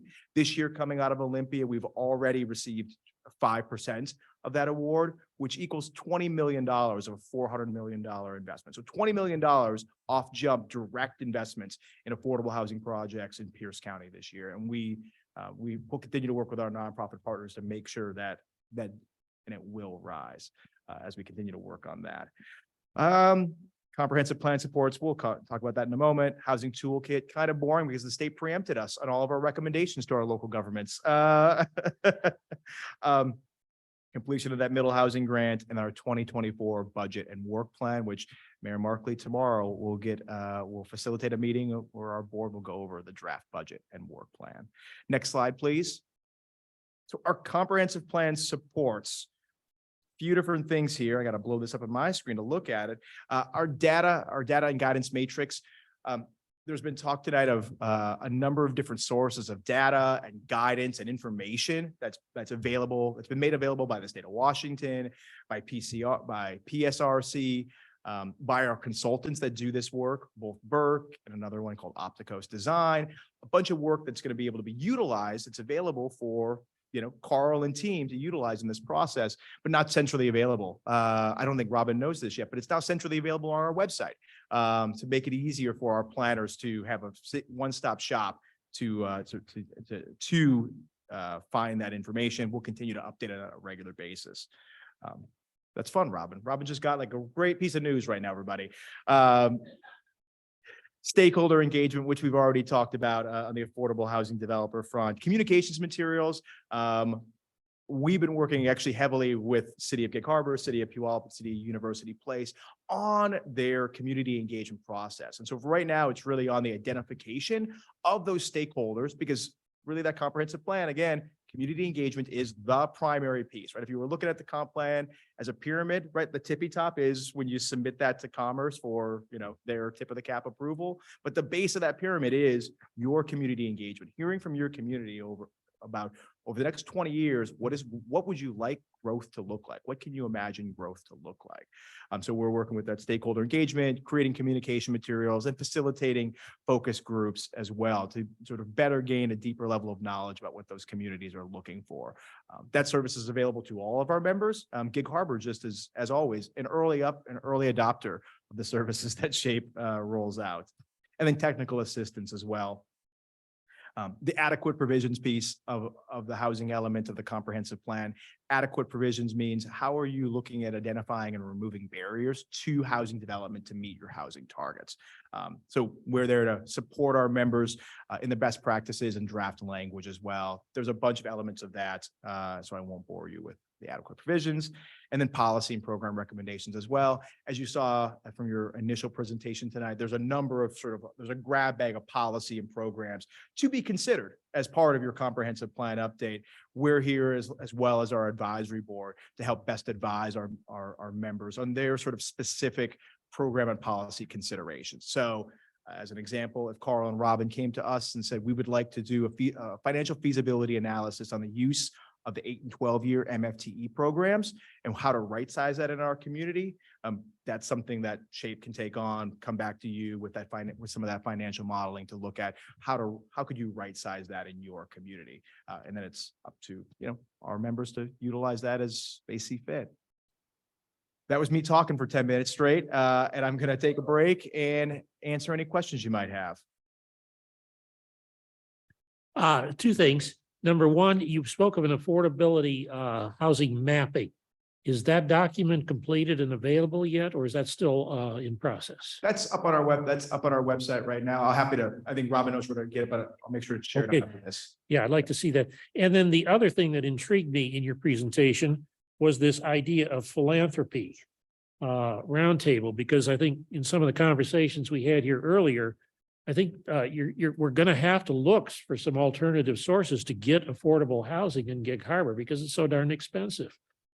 Do you have somebody, or is there somebody out there that is essentially a fundraiser to meet with these philanthropists and these big organizations that dole out money?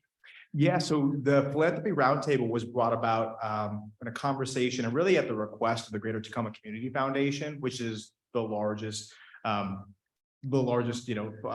philanthropy organization in this area. And they were the ones that came to us looking for sort of that capacity and guidance on where their investments are best served in that realm.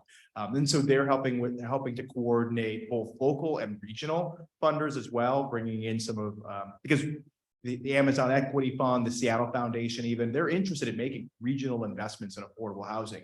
And so having that initial, that major player in the game that says, we want to bring everybody in, have these conversations, better understand what the pipeline looks like for affordable housing and how we can best align our investments. That's a huge piece of that puzzle, because if it's just us out there saying, hey, we need your money, local philanthropies, doesn't quite work like that all that well. So we're excited that local philanthropy is engaged in this and wants to learn about how they can be better partners in this part of the world. Okay, thank you.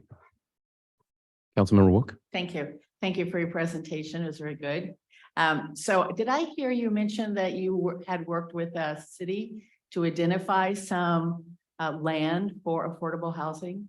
Yeah, so two different partners on this one. So the first one that we identified was a Pierce Transit owned property on the east side of Tacoma, 72nd and Portland Avenue. That's been out for RFP for multiple years. So we began to work with the affordable housing development community to find a partner whose product typology and whose sort of capacity to develop now is there. And so we identified a partner who's built in Pierce County before, who just completed a TOD, a transit-oriented development project in Federal Way, and is looking for the next TOD project. So a project that is at a station, at a bus station area in Tacoma, was well aligned with where they want to go from here. So then will you be helping Gig Harbor identify a property and a developer that might want to come in and put those two together? Is that how that works? Yes, Mayor Markley, I don't want to Mayor Markley and I have had conversations about this, but yes, we could. We try not to be, our goal is not, we want to be partners and trusted advisors. So could I identify property in all of our cities that has development potential that's owned by the municipality? Certainly. But we would prefer that those cities identify that municipal owned property that they would see best fit, or at least consideration for affordable housing development. If our goal is never to tell somebody what to do, it's to help facilitate what they want to do. So then do you go out, once the city then would identify a property, do you help find a developer or a philanthropy to come 100%. together? 100%. So let's use the DNR property in Frederickson. So that DNR property in Frederickson, there's a fun story to that one too, but I won't go into it today. That DNR property in Frederickson, so once we identified that, we brought it to Pierce County's attention as a potential acquisition site. We identified that what its zone capacity, what it was best fit for in that community. Its infrastructure deficiencies, and then also opportunities to extend infrastructure. And we'll work with Pierce County on that one as well. Once they acquire that, facilitating its acquisition of CHIP grant money, which is connecting housing to infrastructure money that the state made available, has available. So to extend infrastructure to that and then identify with them preferred developers because of their typology, what they can build and would build. Great. So yes, so the answer to the question is yes. Yeah, thank you. Councilmember Henderson. Thank you. And again, thank you, Jason. Excellent presentation. Of that $20 million that, is it the county got it or you folks got it? Who got the 20 million? So of that 20 million, now you're testing me. So, Yeah. so of that $20 million, the only local government that received money in its doors of that was City of Tacoma got $1.5 million for an acquisition in its downtown core. They'll acquire a property they have identified last year that will someday realize about 220 units of affordable housing. That was 1.5 million. 14 million went to Habitat for Humanity. They've got a large scale acquisition portfolio of single family homes across Pierce County. I know some are on the KPN. I'd have to go back and look at their mapping. There was an additional $5 million for an affordable housing project that'll realize something like 150 units in Tacoma.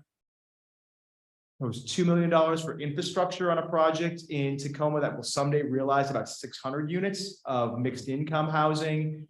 And there were some smaller ones as well. But I think one of your questions might be, were any of those dollars invested in the Gig Harbor KPN area? And no. No, I was gonna ask if most of that money went into capital projects, then it sounds like you answered that, and yes, indeed, which is great. All capital. Yeah, All building stuff, all building stuff, whether it's infrastructure or vertical housing, all building stuff. No, that's outstanding. Or acquiring land. to be very Right. honest, So. Mr. Snodgrass. Thank you for your time coming out here, Jason. I feel like I missed a memo somewhere. The middle housing grant. What exactly is that? How much is there? And for what types of tasks or projects can it be used? And are we already using it? Yeah. Is it paying for? Will you explain it to me? Sure thing. So that middle housing grant was made available after the 2022 legislative session. It was made available only for cities inside the Puget Sound region. So Kitsap, Snohomish, King, and Pierce County cities were the only cities that could access those dollars. The middle housing grant had a few things that you had to use the money for, and then some things you could use the money for. So for our grant purposes, we worked with 5 cities, which I think Dawn identified earlier. And the whole concept behind why do this on a regional basis and why not Gig Harbor and Fife and Mill just go get their own grants is, as I'm sure somebody has said at some point, consultants are at a premium right now. And there was real concern that if it's just $60,000 in Gig Harbor, that you're not going to find a consultant. So we pool these dollars, make it a critical mass, we'll get a good consultant, and Burke is really at the top of the game. So there's a few things in that grant. Number one, it was the racial equity analysis and the anti-displacement work as well that Dawn presented a lot of tonight. So that work is required as part of the comprehensive plan. And then the other piece was an assessment of suitability. And the assessment, and Robin will have to jump in here in a minute because there was a Gig Harbor specific element of the grant. But that suitability assessment was to be done on identifying at least 35% of currently single family home zone parcels for identifying which are the most suitable for middle housing. Doesn't require the city to do anything, right? This is simply information. This was the commerce carrot, right? Of we're going to give you money to pay for something you got to do anyway, and then you don't have to do anything with this. This might be the deliverable Gig Harbor tonight was this meeting, the presentation on this grant. So that's more information, all of it. It's part of the requirements of your comprehensive plan, and then the suitability, just more information for this city to use in your comprehensive plan process. Nailed it. And if you would like, Commissioner Snodgrass, I'm happy to get you a memo that we sent out last summer to our board explaining sort of that. Councilmember Martin? So once a property is built, who manages it? Is it dependent upon how the developer wants to go about developing that property? So it could be unique in every situation, or is there an entity or entities that typically would then manage these if they're not like Habitat for Humanity, where it's my own home? Yeah, so I'm gonna, if I get off track here in any way answering your question, please, pull me back on. Oh, and I just do want to put a plug in for the Gigabyte, because the mayor did a great job talking to you about, what, 2 months ago? And you did a great job explaining things. So today, when you started speaking, I knew exactly what you were going to speak about on some of the stuff. So thanks. I appreciate that, Councilmember. Very nice to meet you as well. So as far as like the management, I'm assuming you mean affordable housing. So once an affordable housing developer on a rental side, right? Again, I'm making some assumptions here. On the rental side, once they complete that project, they've got a couple of options as far as just like the management.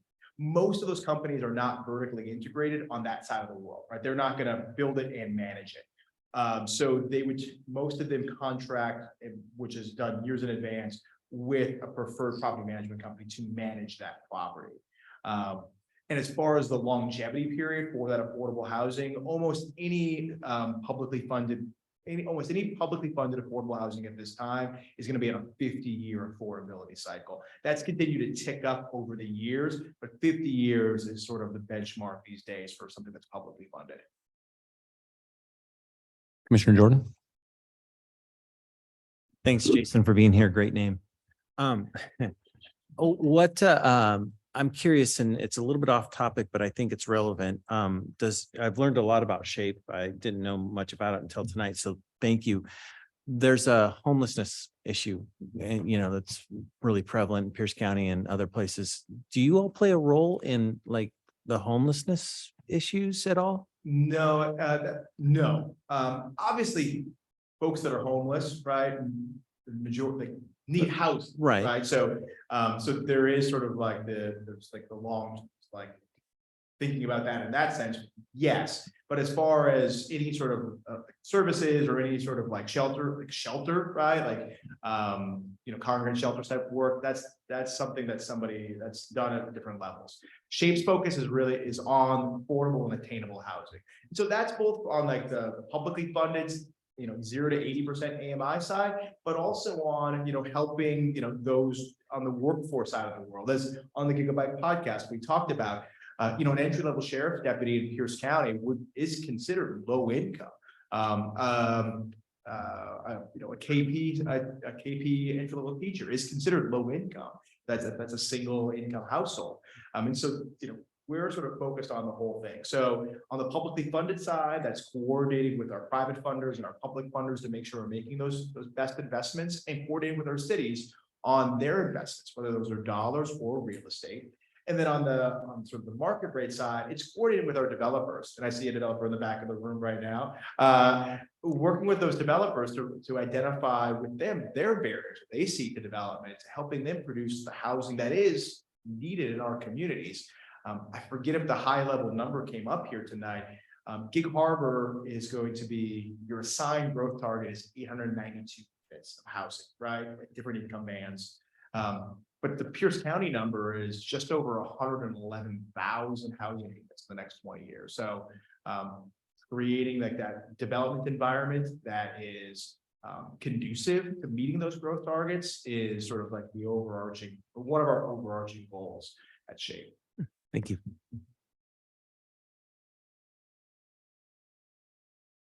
I'm seeing no other questions. Any other questions going once? Okay, I think that's it, Jason. Thank you so much. Thank you very much. Thank you very much. Okay, are you handing it back to me? Okay. Well, thanks to all our presenters for being here tonight. Thank you, commissioners, for joining with council this evening. I know there's a lot more to talk about. We have been in preliminary conversations with SHAPE about different areas of land that we've been kind of keeping our eye on as potential, uses for affordable housing, but we're not ready to bring anything forward yet because we're just still in that investigative stage. Like, okay, would this person even be willing to sell it? And if they are, what would it cost? And can we bring sewer there? And can we, so we're kind of just in these preliminary discussions. But once we identify a piece of land, then SHAPE can come in and say, okay, it's like ready, set, go. Then they kind of take it from there and really handle a lot of those details that we need them to handle. And so they've been it's been a great asset for the city since I think Mayor Kuhn started meeting in 2018 with them.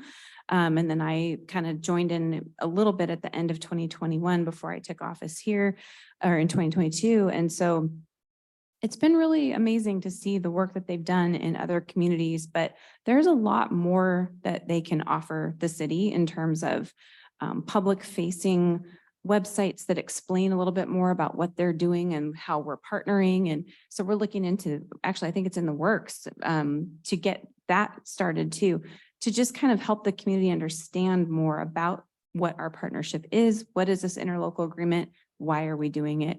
And why is it valuable? So more forthcoming on that as well. But really just appreciate you all having open minds and just, I know this is kind of new for Gig Harbor, but it's going to be required. So it's like, okay, here's a problem. We need to figure out how to solve it. And we're just in the beginning. So just appreciate you guys all being here and willing to ask such great questions. So if there isn't anything else, I would entertain a motion to adjourn. I'll move to adjourn. Okay, I'll second. meeting adjourned. Thank you, everyone. Have a great night.